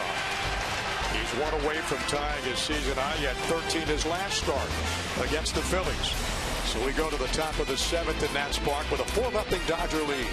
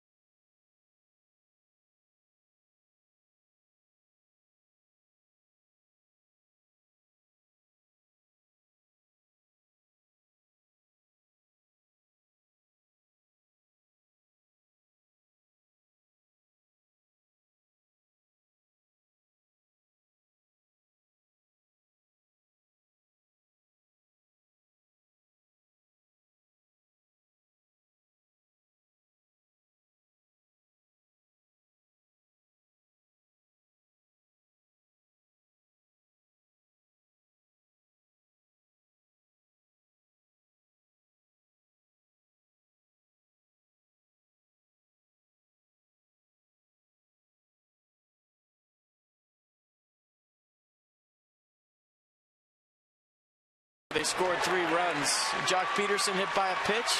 Howie Kendrick singled. Then Justin Turner scored Jock Peterson. Andre Ethier with a sac fly and a great play by Bryce Harper. And then Yasiel Puig with a base hit. And that would score Justin Turner. And that's the 3-run Dodger 5th. And that's where we're at right now as we head to the top of the 7th. 4-0 Dodgers. Yep, 4 hits in that 5th inning for the Dodgers. Nats have got 1 runner down to second base. That's Danny Espinosa in the last inning. So top of inning number 7. And Taylor Jordan out for his 2nd inning of work out of the pen. He gave Danny Espinosa a hit and an error on that ball that hit him in the coconut. The Nets have 3 base hits. Espinosa, Robinson, and Doug Fister. Justin Turner up for the 4th time. He got a couple of hits and an RBI for LA.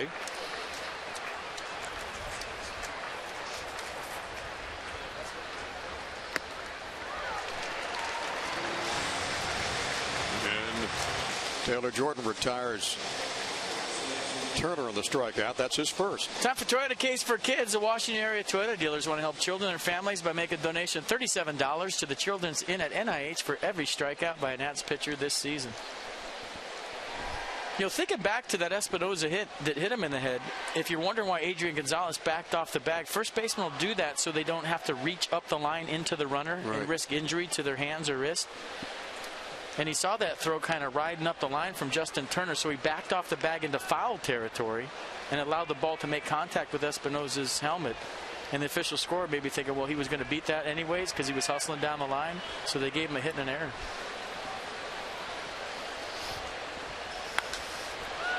Line drive to center field. Micah Taylor on the run for that one. It's off the wall, the base of the wall. And Gonzalez digging for second base in there with a stand-up double. His 2nd hit of this game. And the Dodgers have 11 in the ball game. A couple of homers in game 1 of the series. Now a single and a double and intentional walk here in game 2 of the series.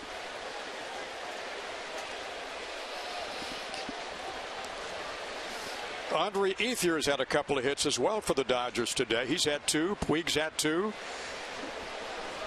Turner with a couple of hits. Gonzalez with a pair. And everybody's sort of chipping in to help out Clayton Kershaw. The Nats have yet to be able to solve his offerings today.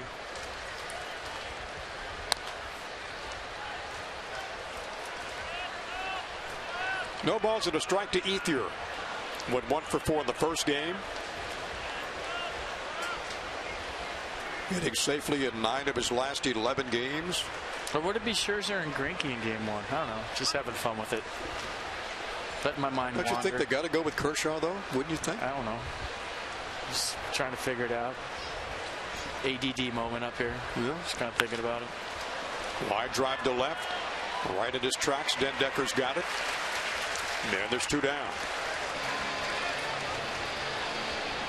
Celebrate U.S. Marine Corps Day. That's delivered by UPS at Nats Park Tuesday, July 21st. Nats welcome the New York Mets 7:05. Representative from the Marine Corps will participate in pregame ceremonies, and the President's own United States Marine Band will perform the Star Spangled Banner. Go to nationals.com to purchase your tickets right now. So Gonzalez down at second base after the double. There's Max. With 2 down, there's Max Scherzer. He'll be on the mound tomorrow. It's a decent pitching matchup. Scherzer, Greinke, and Star Wars Day at the ballpark. I think it'd be worth the admission to have you out there at the turnstiles greeting people as they come in. I will. In whatever outfit you're going to wear tomorrow. I don't know. I've never seen Star Wars, so let the Twitter explode. You know, I haven't either. Man, I'm not going home and watching it tonight. Sorry.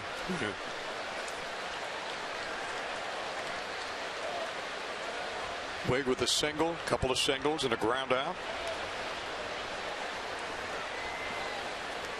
And tomorrow, 1:30, Nats Extra at 1 o'clock with Byron and the old Silver Fox Ray Knight. And Taylor Jordan comes in with a young Silver Fox, Ray Knight.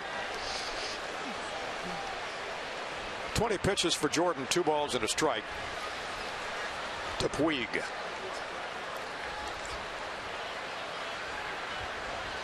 Hitting .275 with a couple of knocks today.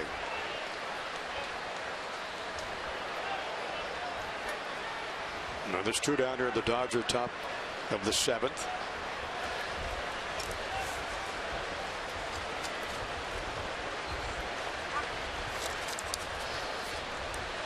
And a terrific Saturday afternoon crowd for this second game that began at 4 o'clock.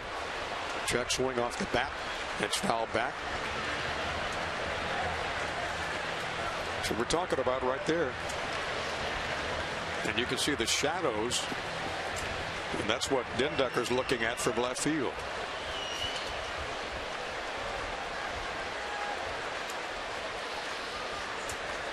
There's Matt with a 2-run homer to win the first game.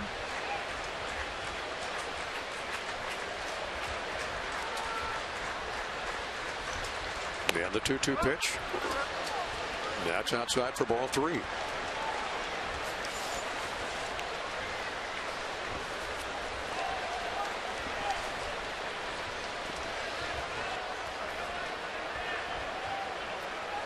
Jordan came up with the Nationals back in 2013 after spending some time with Potomac and Harrisburg, and last year splitting his time with Syracuse, and here with a big club and a base on balls. That's his second or first he's given up. And with 2 down, Dodgers have runners at first and second. And the catcher A.J. Ellis up for the 3rd time.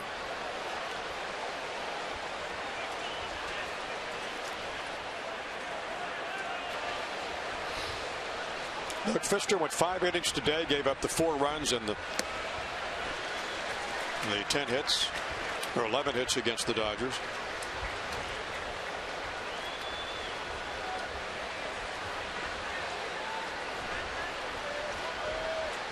And a good look at the catcher A.J. Ellis.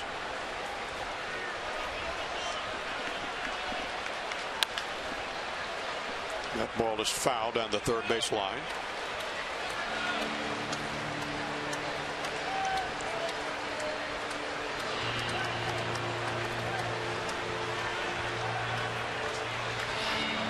Warm day here at Nats Park. Taylor Jordan trying to keep that sweat off his hand. You see both pitchers using the rosin, their jerseys, their pants, trying to keep the hand dry, keep that grip on the baseball.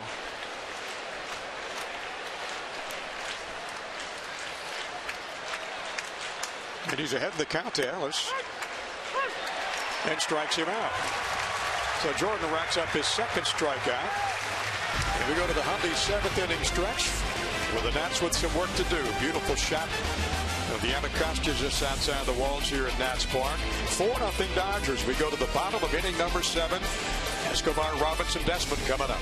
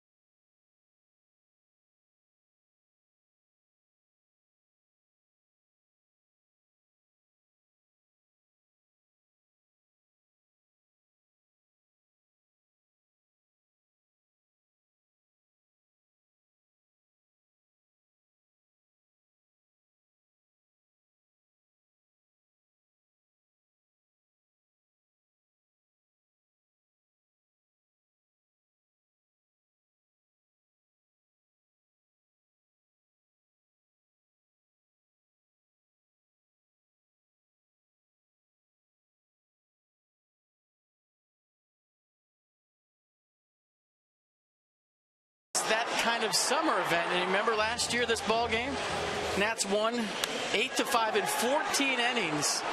Adam LaRoche off the bench with a pinch hit in the ninth. And he thought he had the day off, but he ended up driving in 5 runs. The Nats won that game 8-5. 51 players used between the two teams, 18 pitchers, and it was a quick game, 5 hours and 34 minutes on getaway day. But one of the best ball games, one of the best regular season games I've ever witnessed. Unbelievable game at Dodger Stadium last year. Remember that one, yeah. Dodgers with a 4-0 lead, 41,426. On hand for this one this afternoon. Game 1 last night / today went 40,709. Over 82,000 fans have come to watch these first 2 games, with another one coming up tomorrow with Max Scherzer. Fresh off the All-Star game, didn't have a chance to pitch though. And Zach Greinke. And the Dodgers head out of town after that game, and the Nats stay home for 3 against the New York Mets. Escobar 0 for 2 with a strikeout and line out. Batting .324. And we're in the bottom half of the Nats.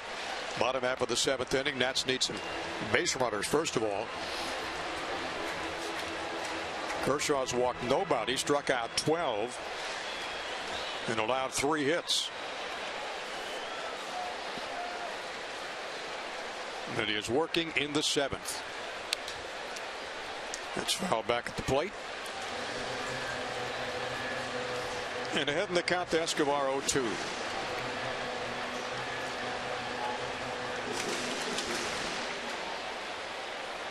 Yeah, 80 pitches only.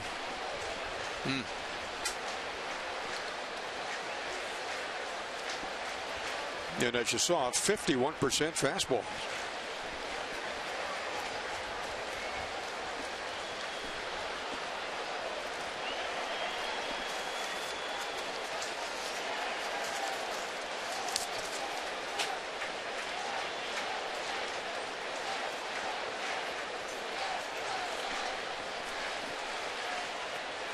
Good take. Not an easy take for Escobar. That's the pitch that's been the out pitch to right-handers most of the time today. That slider down in at your back knee. It's got to be tough to pick up the rotation. There's the Mercedes at bat. And the 2-2 pitch on the way. And that ties his season high with strikeouts. That's number 13. 26 in 2 games now for Kershaw. And he gets Escobar for the 2nd time. You can follow the Nationals wherever you are with MLB.com. At Bat, the #1 app for live baseball. At Bat's the up to the moment, any moment with in-game highlights, live look-ins, replay videos, reviews, radio broadcast, statcast, and much, much more. Get MLB.com at Bat for your smartphone or tablet. 1 down in the 7th.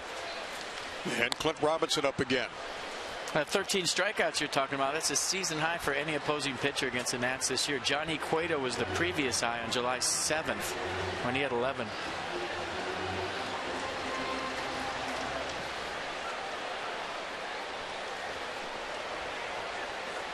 And Kershaw with back-to-back games of 13. Trying to make it his 2nd complete game in a row. And that was his first one against the Phillies July the 8th of this year.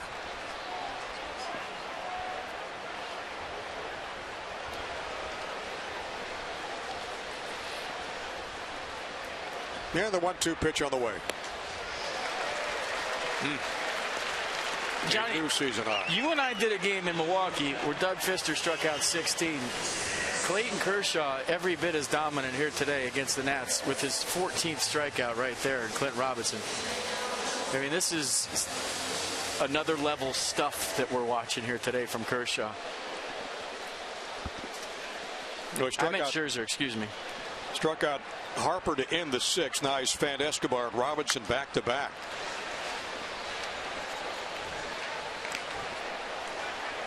And Ian Desmond's been a strikeout victim twice in this game. And as we mentioned, the only guy he hasn't struck out's been Jose Lobaton. Here's the 0-1 pitch to Desmond. Shot to left field, drifting back Ethier. Makes the running grab, and that retires the side. 1-2-3 in the Nationals 7th. We go to the top of the 8th. 4-0 Dodgers lead here at Nationals Park.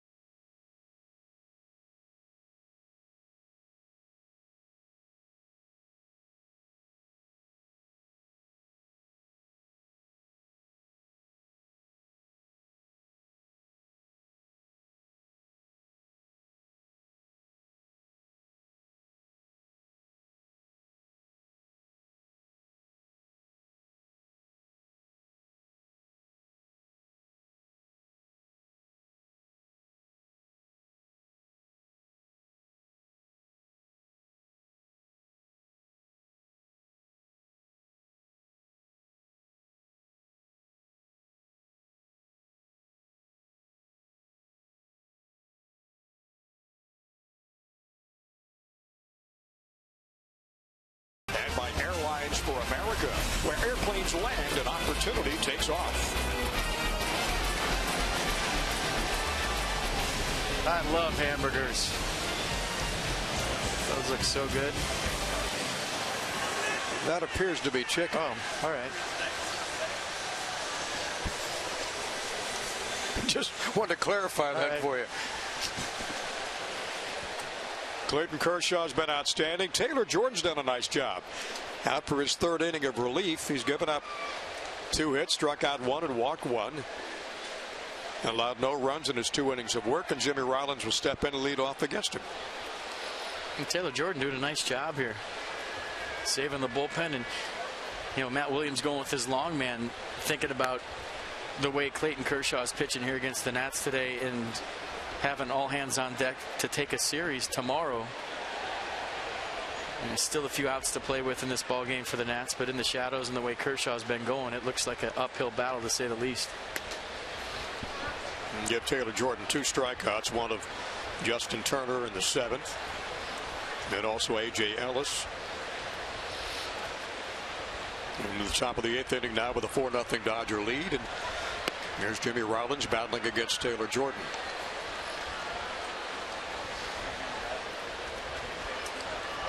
The count goes to 3-0.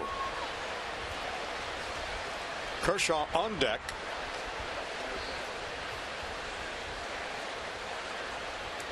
And as a major league ball club, I don't care how good you are, you're going to have a handful of games, maybe 5 to 7 games, where you run into somebody like Kershaw and you tip your cap. Sure. It's no knock against hitters today. It's not a good day to hit. We said that at the outset of this game. It's going to be a tough one for both ball clubs. But no matter how hard you work in the cage, you're going to have 5 to 7 games a year where you just tip your cap, you battle, you fight, you do everything you can as a hitter to try to get to a guy. But when he's in the zone like Kershaw is today, we've seen Max Scherzer like this, and other teams that have been playing well go through the same thing. Nice bump to throw it out to second, and did they get him? They did. Boy, great hustle by Lobaton. And safe at first base after laying that down is Kershaw. Well, nice play by Jose Lobaton. Bouncing out in front of the plate. Jimmy Rollins still has good speed. And Clayton Kershaw did something wrong today. Mark it down. Yeah. Didn't get the sacrifice down. Bench him. Maybe he can run around for a little bit here. Who knows? Well, FP is dominating as he's been today against the Nationals. The same thing could be true tomorrow when Scherzer goes out there against the Dodgers. Going to be a good game. Looking forward to it. And you never know how this one ends either. That's true. Not over yet. Jock Peterson hit by pitch, walk, base hit, and flew out. He's 1 for 4, 1 for 3.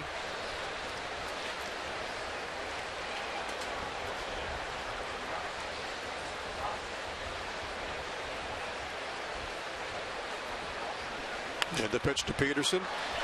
High fly ball to left field. Dendecker started back, comes in, gets it. And there's 2 down.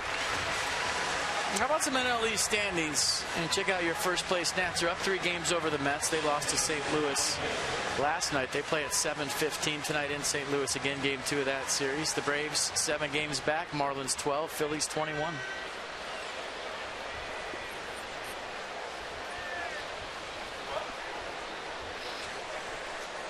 And both these ball clubs, the second half of the season, outstanding. The last 2 years, the Dodgers 85-48 in the second half, and the Nats 85-53.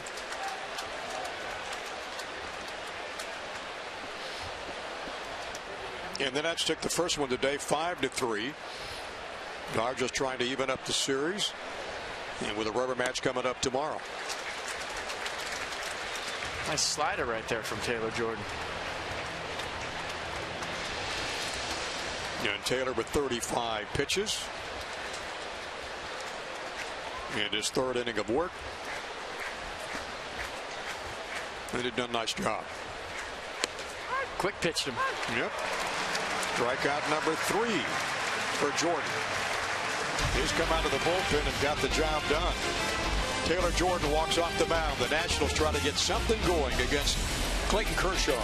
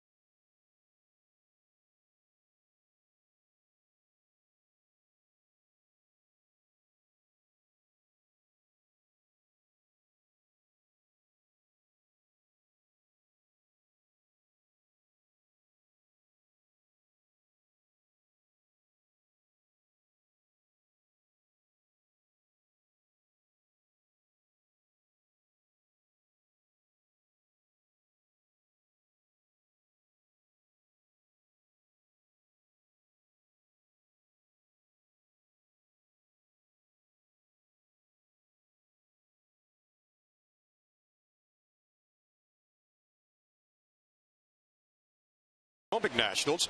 They begin the second half of the season and fight to secure a playoff spot. How about visiting Fitchner Stadium August 1st and the 2nd for Goonies Night and Mike Cameron's induction into the Hall of Fame. For all of your ticket and promotional information, visit PotomacNationals.com. Well, they better win tonight. I don't know if there's a Vegas line on the Potomac Nationals, but they got a pretty good team. Jason Worth hitting 4th. Anthony Rendon expected to play 3rd base tonight. Matt Williams saying before the game that it was less stress on his legs, so he's going to play 3rd, not as much moving around. And Ryan Zimmerman before the game hit, ran the bases, and took a bunch of ground balls at first base, and he's about ready to go on his rehab assignment. So the Nats getting close. Good news today, they won the first game, and maybe even better news is a lot of players getting close to coming back. And that's 3 right there. You just saw Rendon and Jason Worth and Ryan Zimmerman. It would be terrific lift for the ball club. And Zimmerman said the plantar fasciitis is still there, but it's much better, and it's just something he's going to have to tolerate the rest of the year. but it's much better. Jose Lobaton will lead it off here in the 8th inning.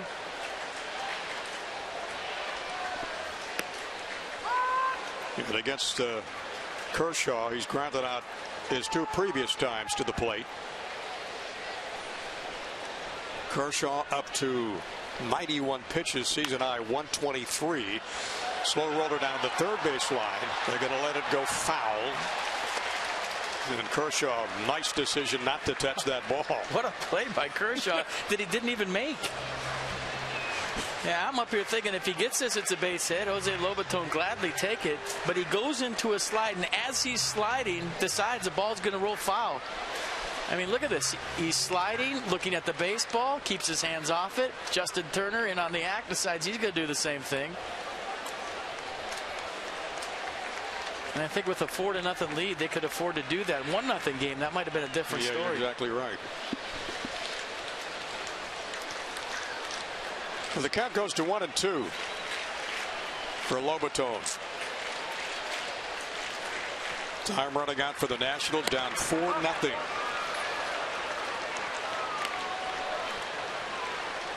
Clayton Kershaw with 14 strikeouts in the game and tossing a 3-hit shutout.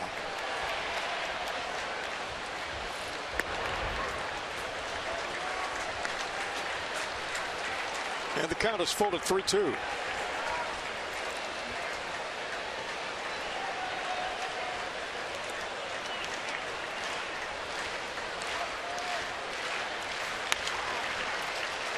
That's fouled out of play.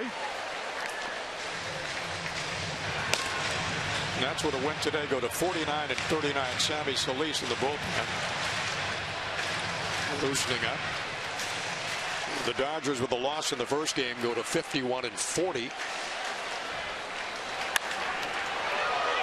Shot right back to Kershaw and throws out Lobaton. I mean, that's the day of Clayton Kershaw right there. That ball ticketed up the middle. Good at bat by Jose Lobaton. Squares one up, and you're thinking base hit. We saw Kershaw earlier try to go skate save, I think on the Doug Fister single up the middle. But this time it works. How about that? Hit his cleat square, stays right at his feet, picks it up, throws it to first. Watch this play. Might have got him in the knee or the calf, but either way, Jose Lobaton robbed by Clayton Kershaw. So he's made 2 terrific plays here in this inning. One on the third base line and that one right there. And 92 to Dan Uggla. He'll pinch hit.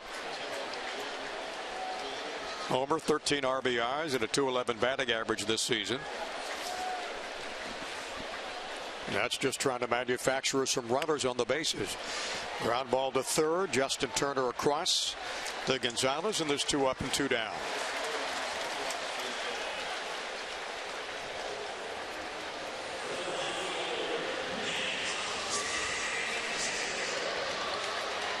So Uggla retired. And pitches by inning. He's only got 9 here in the 8th inning. His lowest pitch count of the entire game so far. And if Matt Dendecker can put the ball in play, this will be the first inning that Clayton Kershaw hasn't struck out a hitter. 2 in the first, 2 in the second, 2 in the third, 2 in the fourth, 2 in the fifth, 2 in the sixth, and 2 in the seventh. How about that? Nicely done.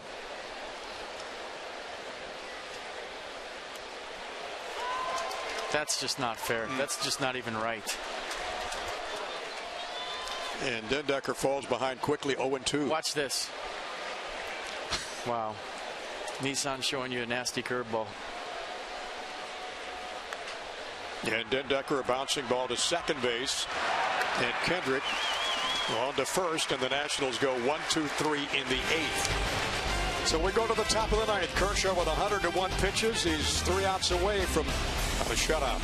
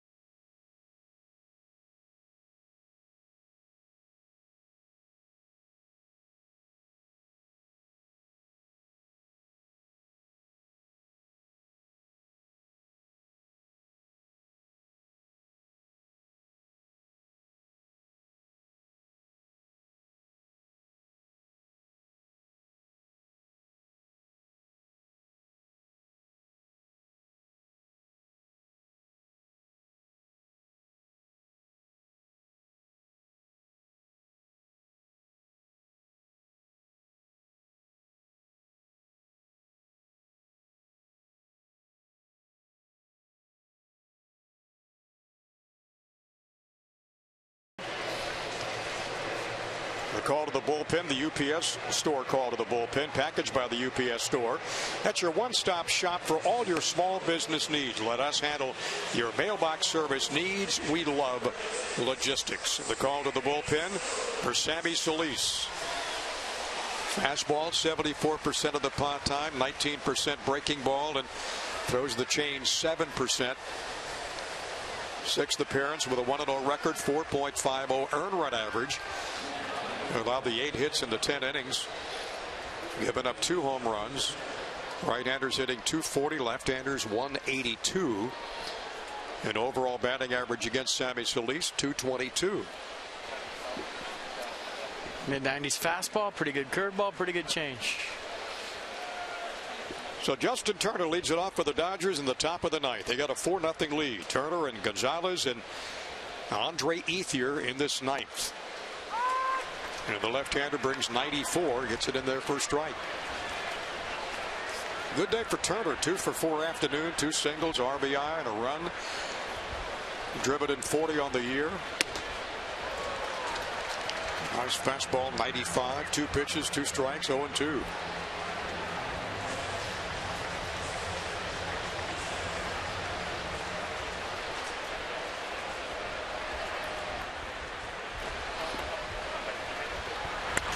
And the pitch that's popped up in front of the Nats dugout. That's going to be out of play in the first row of seats. Nats got a lot of hard throwing lefties in their bullpen. Matt Thornton, Felipe Rivero, Sammy Solis, all mid-90s guys.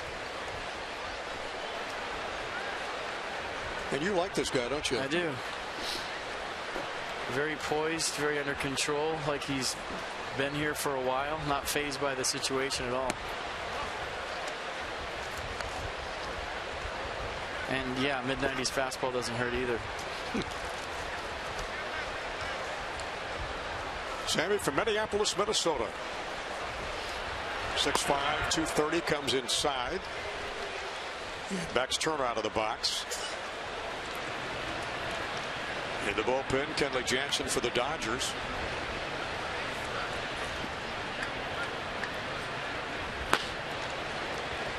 Well, set to close it out. And ball popped down the right side, and Robinson gives it a run up in the stands, foul. Well, I'm sure there's a lot of guys in the first base dugout that even though Kenley Jansen's got great stuff, it's just one of those anybody else but Kershaw moments. And you feel like you might have a little breathing room in the 9th inning should Don Mattingly go to Jansen. No knock on Jansen, one of the nastiest cutters in baseball in the upper 90s, but you just want anybody else out there than Clayton Kershaw at this point. So keeping it a 4-run, 1 swing, you tie it ball game, huge right now for Sammy Solis because you never know. University of San Diego alumni. First team All West Coast Conference as a junior. 18th round pick by Arizona back in 2006. Did not sign with them. 95 again in the gun. Count is full now, 3-2.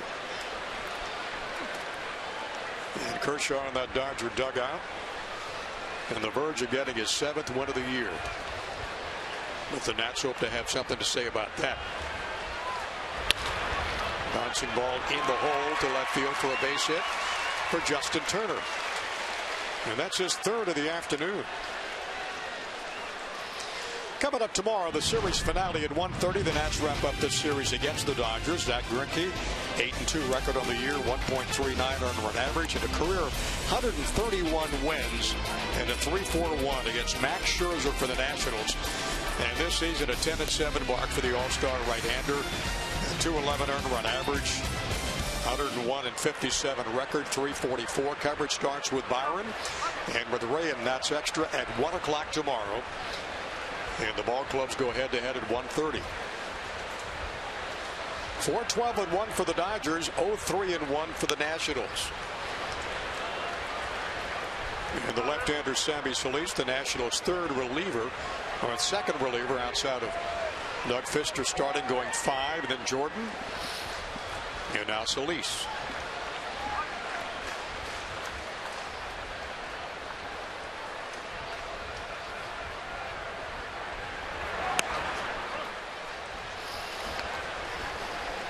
it's even at 1-1.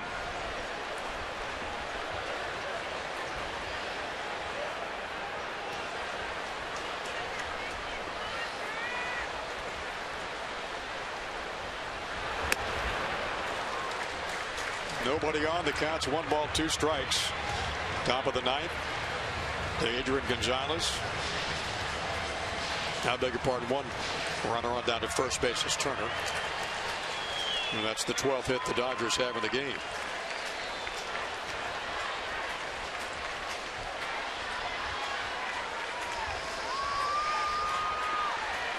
And the 1-2 pitch just missed outside.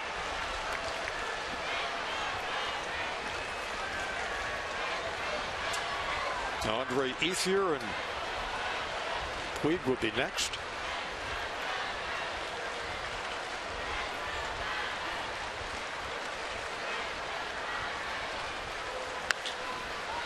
Bouncing ball. Espinosa can't get it. Turner rounds the bag at second and stays right there. And he gave it a good shot. I think Espinosa cramped up on that play. He dove way too soon. He lost his footing before the dive. I mean, he went into a dive before the ball was there, and I don't know if it's a cramp on a warm day here at Nats Park or something happened to him. But that play looked funny from the start. He dove way too soon, but I don't think it was a dive. I think something cramped up, and he lost his feet from underneath him.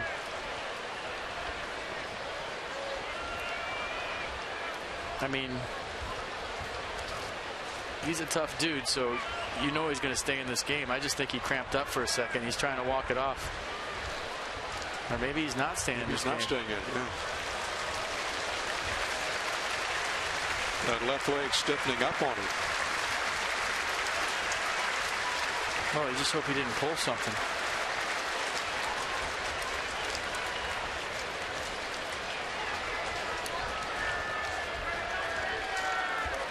So he'll have to leave the ball game. Well, let's all take a look at it together. Watch him go down here a hair early.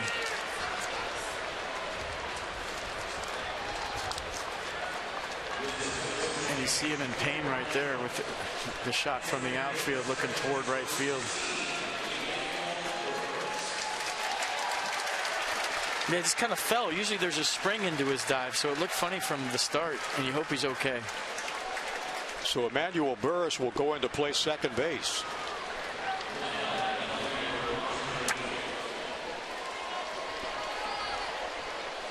And let's hope that Espinosa is okay.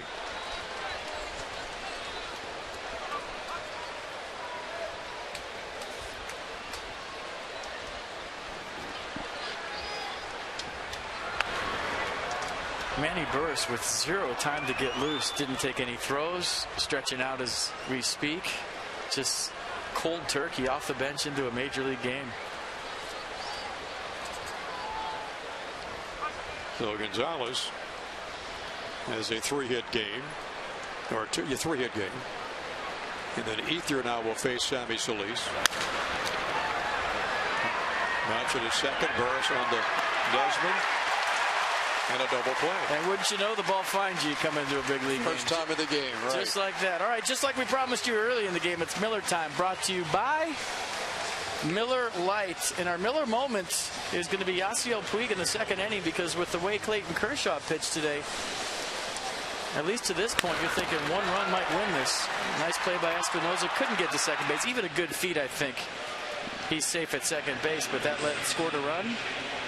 Adrian Gonzalez would score on that play, made it 1-0 Dodgers.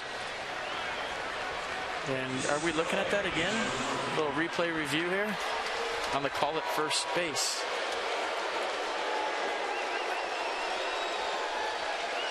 It appears the Dodgers want to check it out.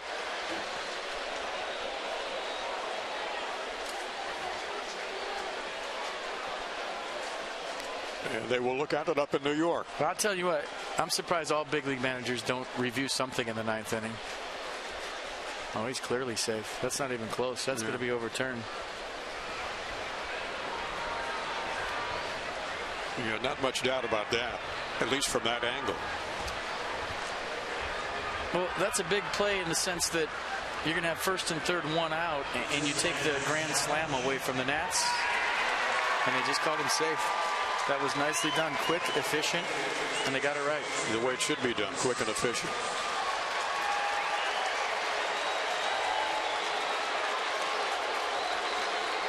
Well, the Dodgers now with runners on the corners.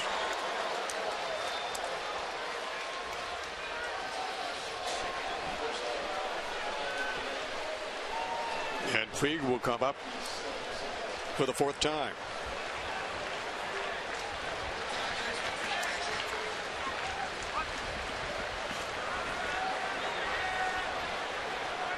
He has driven in one of the Dodger runs today back in the fifth inning. And Sammy Solis will face Puig. Sammy's thrown 17 pitches out of the bullpen.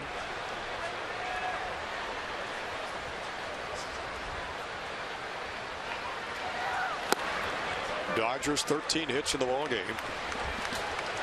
A.J. Ellis on deck for the Dodgers.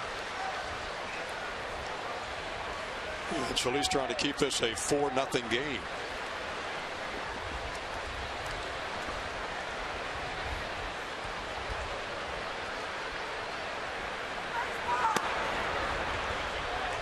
And the pitch inside.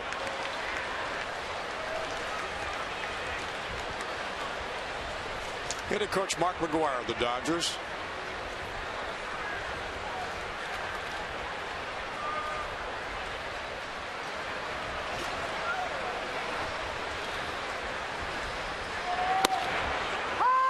In there for strike, and it's 3-1.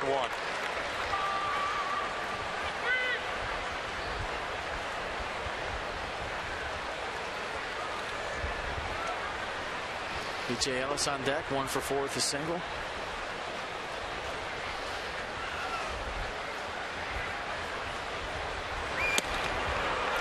And a swing and a miss.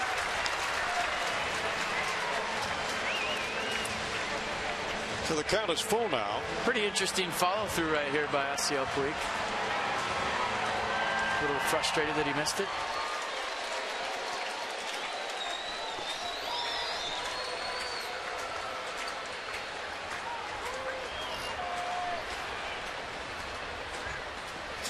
Yeah, the 3-2. Struck him out.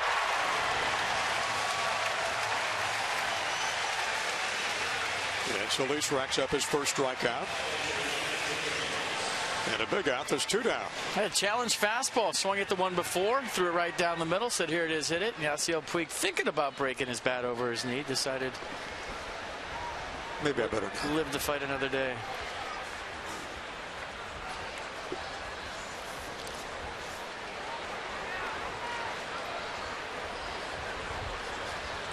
So it's up to A.J. Ellis to keep the Dodger inning going. And attempt to pad this 4-run lead. The big inning, the 5th inning, when L.A. scored 3 runs. Got a run in the 2nd.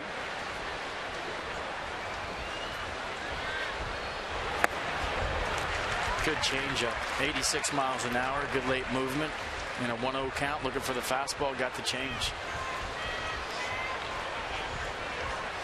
Dodger catcher with a base hit today. 1 strikeout. Into a double play in the 2nd inning.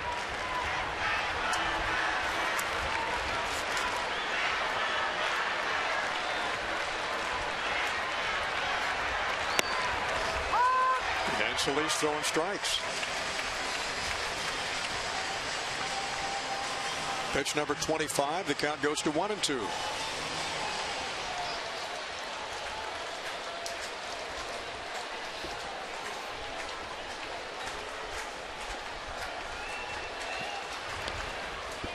And a nice block by Lobaton behind the plate. A real good block. Justin Turner was looking for it. He had a half a sprint going toward home plate, thinking about if that ball gets anywhere away from Jose Lobaton, he's scoring. Well, Turner's down at 3rd. Lobaton with a sign for Sammy Solis, and a 2-2 pitch on the way. And he strikes him out. Strikes out 2 in the 9th inning. And the Nationals have a shot to tie or hopefully can take the lead and win this game as we head to the bottom of the ninth at Nats Park. Dodgers up 4-0.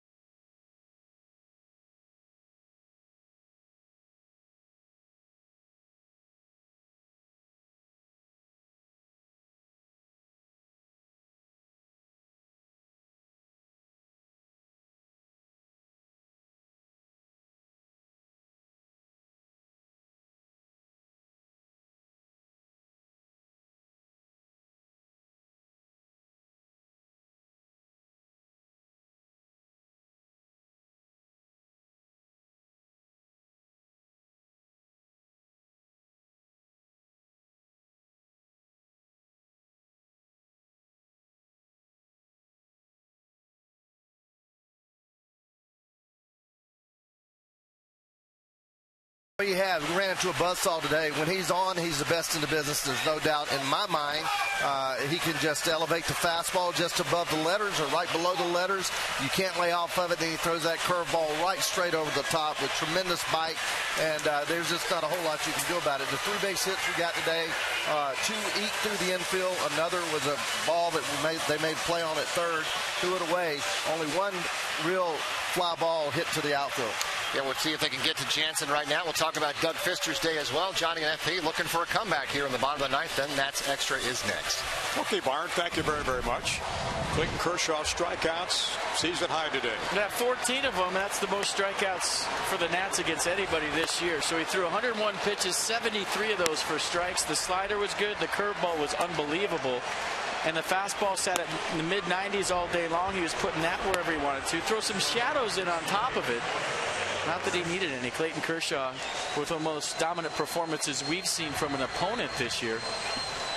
He was on point all day long, and Kenley Jansen trying to shut this thing down. Cutter, cutter, cutter is what the Nats will see from Kenley Jansen. Fastball's averaging 93, the slider 82. He has gone 16 for 17 in save opportunities, including his last 9 back to June the 12th. He'll try to close it out. This, however, not a save opportunity, up by 4. 4-0. 13 hits for the Dodgers.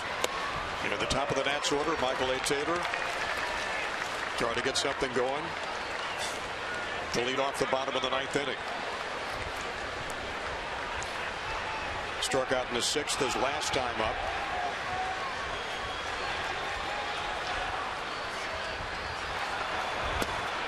That's in there for a strike. Kenley Jansen, 38 strikeouts, only 2 walks in 21 and 2/3 innings. Didn't give up his first walk of the season till the 30th of June.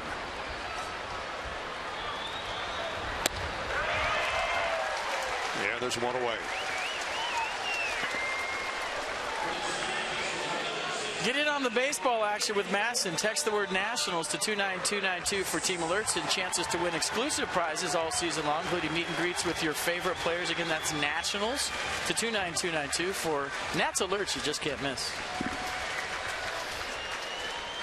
So Emmanuel Burris, who went at second base when Danny Espinosa apparently might have cramped up going for that ground ball in the hole. He'll be up for the first time to face Jansen. And takes a strike.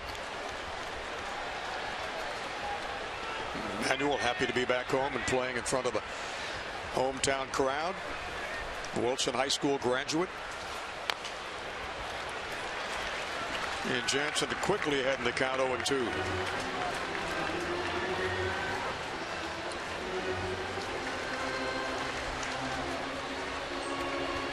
Six feet 189.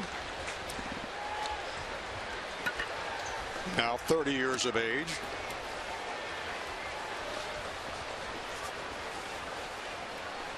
(122) career saves for Jansen That's fifth in Dodger franchise history. Bouncing ball. That's going to be fouled down the third base line. That was coming back. That's why Justin Turner grabbed it. In a hurry, yeah.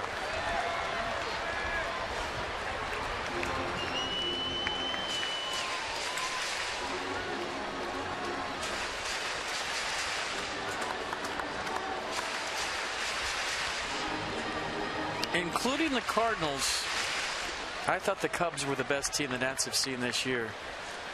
After seeing the Dodgers with Clayton Kershaw on the mound today, might have to rethink that one a little bit.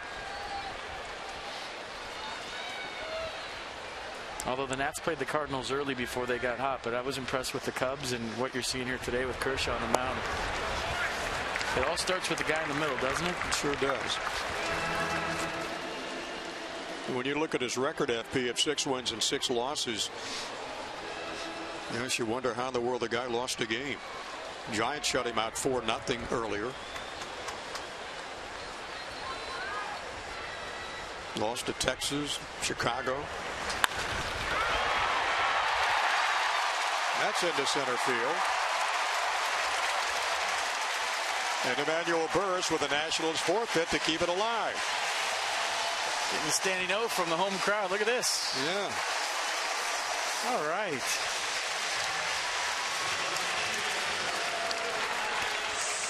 So it all started with a base hit up the middle from hometown hero Manny Burris. Here we go. What do you think? And Bryce Harper really glad that Clayton Kershaw is out of this ball game. And I'm not telling you, as a player, it's anybody else but the guy that's been out there for 8 innings, and it's no offense to whoever comes in. You can bring in Cy Young at this point, and he's just somebody different. Burris is going to second. They'll let him take second. And the pitch in there for a strike.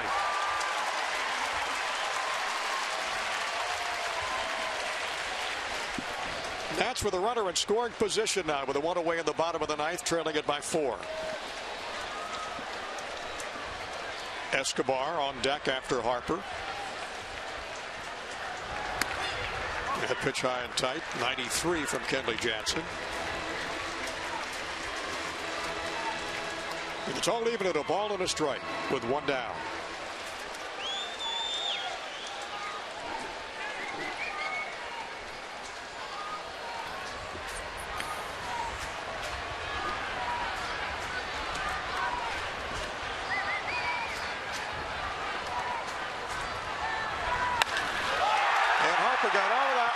And that's a shot in the upper deck, a 2-run bomb for Bryce Harper.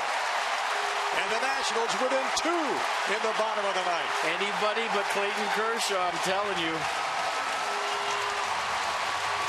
That ball was destroyed.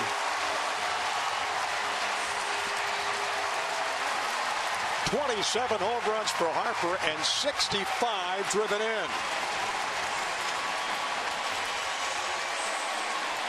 Boy, did he tattoo that one. And it's 4-2. Oh, you talk about a salvage.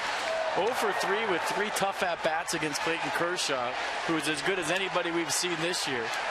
Into a 1 for 4 with your 27th home run and brings your ball club within 2 runs. Game on. And how about the local kid, Emmanuel Burris, to get on base to keep it going here in the 9th inning. Watch this. A backdoor cutter. Harper stayed on it. Started off the plate away. Ran right down the middle. And Bryce with a little stroll to first base. Yasiel Puig didn't even move. No.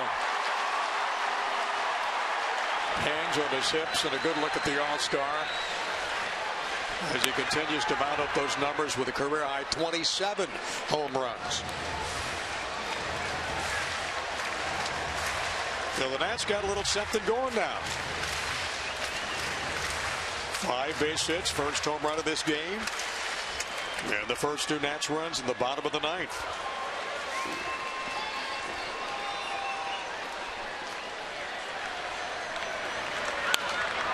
That's fouled back. And Escobar stays alive. But that's a good shot of Bryce Harper talking to Max Scherzer. Max has been a huge influence on Bryce's season. They've had talks about how Max would pitch Bryce and how you're not going to see fastballs and fastball counts and sit on a curveball every once in a while when you're heading a 3-1 count, because who's going to throw you a fastball when you're expecting it? And Bryce Harper's whole thought process at home plate this year has changed because of conversations he's had with Max Scherzer. Got a fastball right there, though. Knew exactly what to do with it. No balls, 2 strikes to Yadiel Escobar. Nobody on. 2 runs are in. Bottom of the 9th.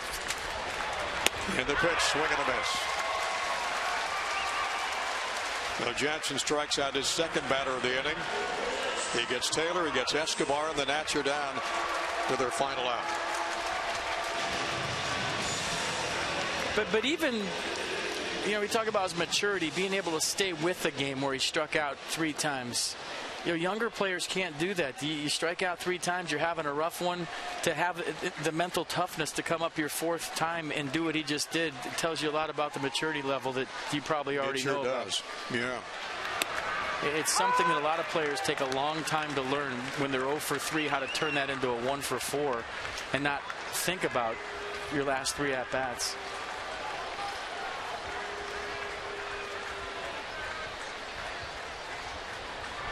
Yeah, the 0-1 to Robinson, swing and a miss, and a 93 from Kenley Jansen.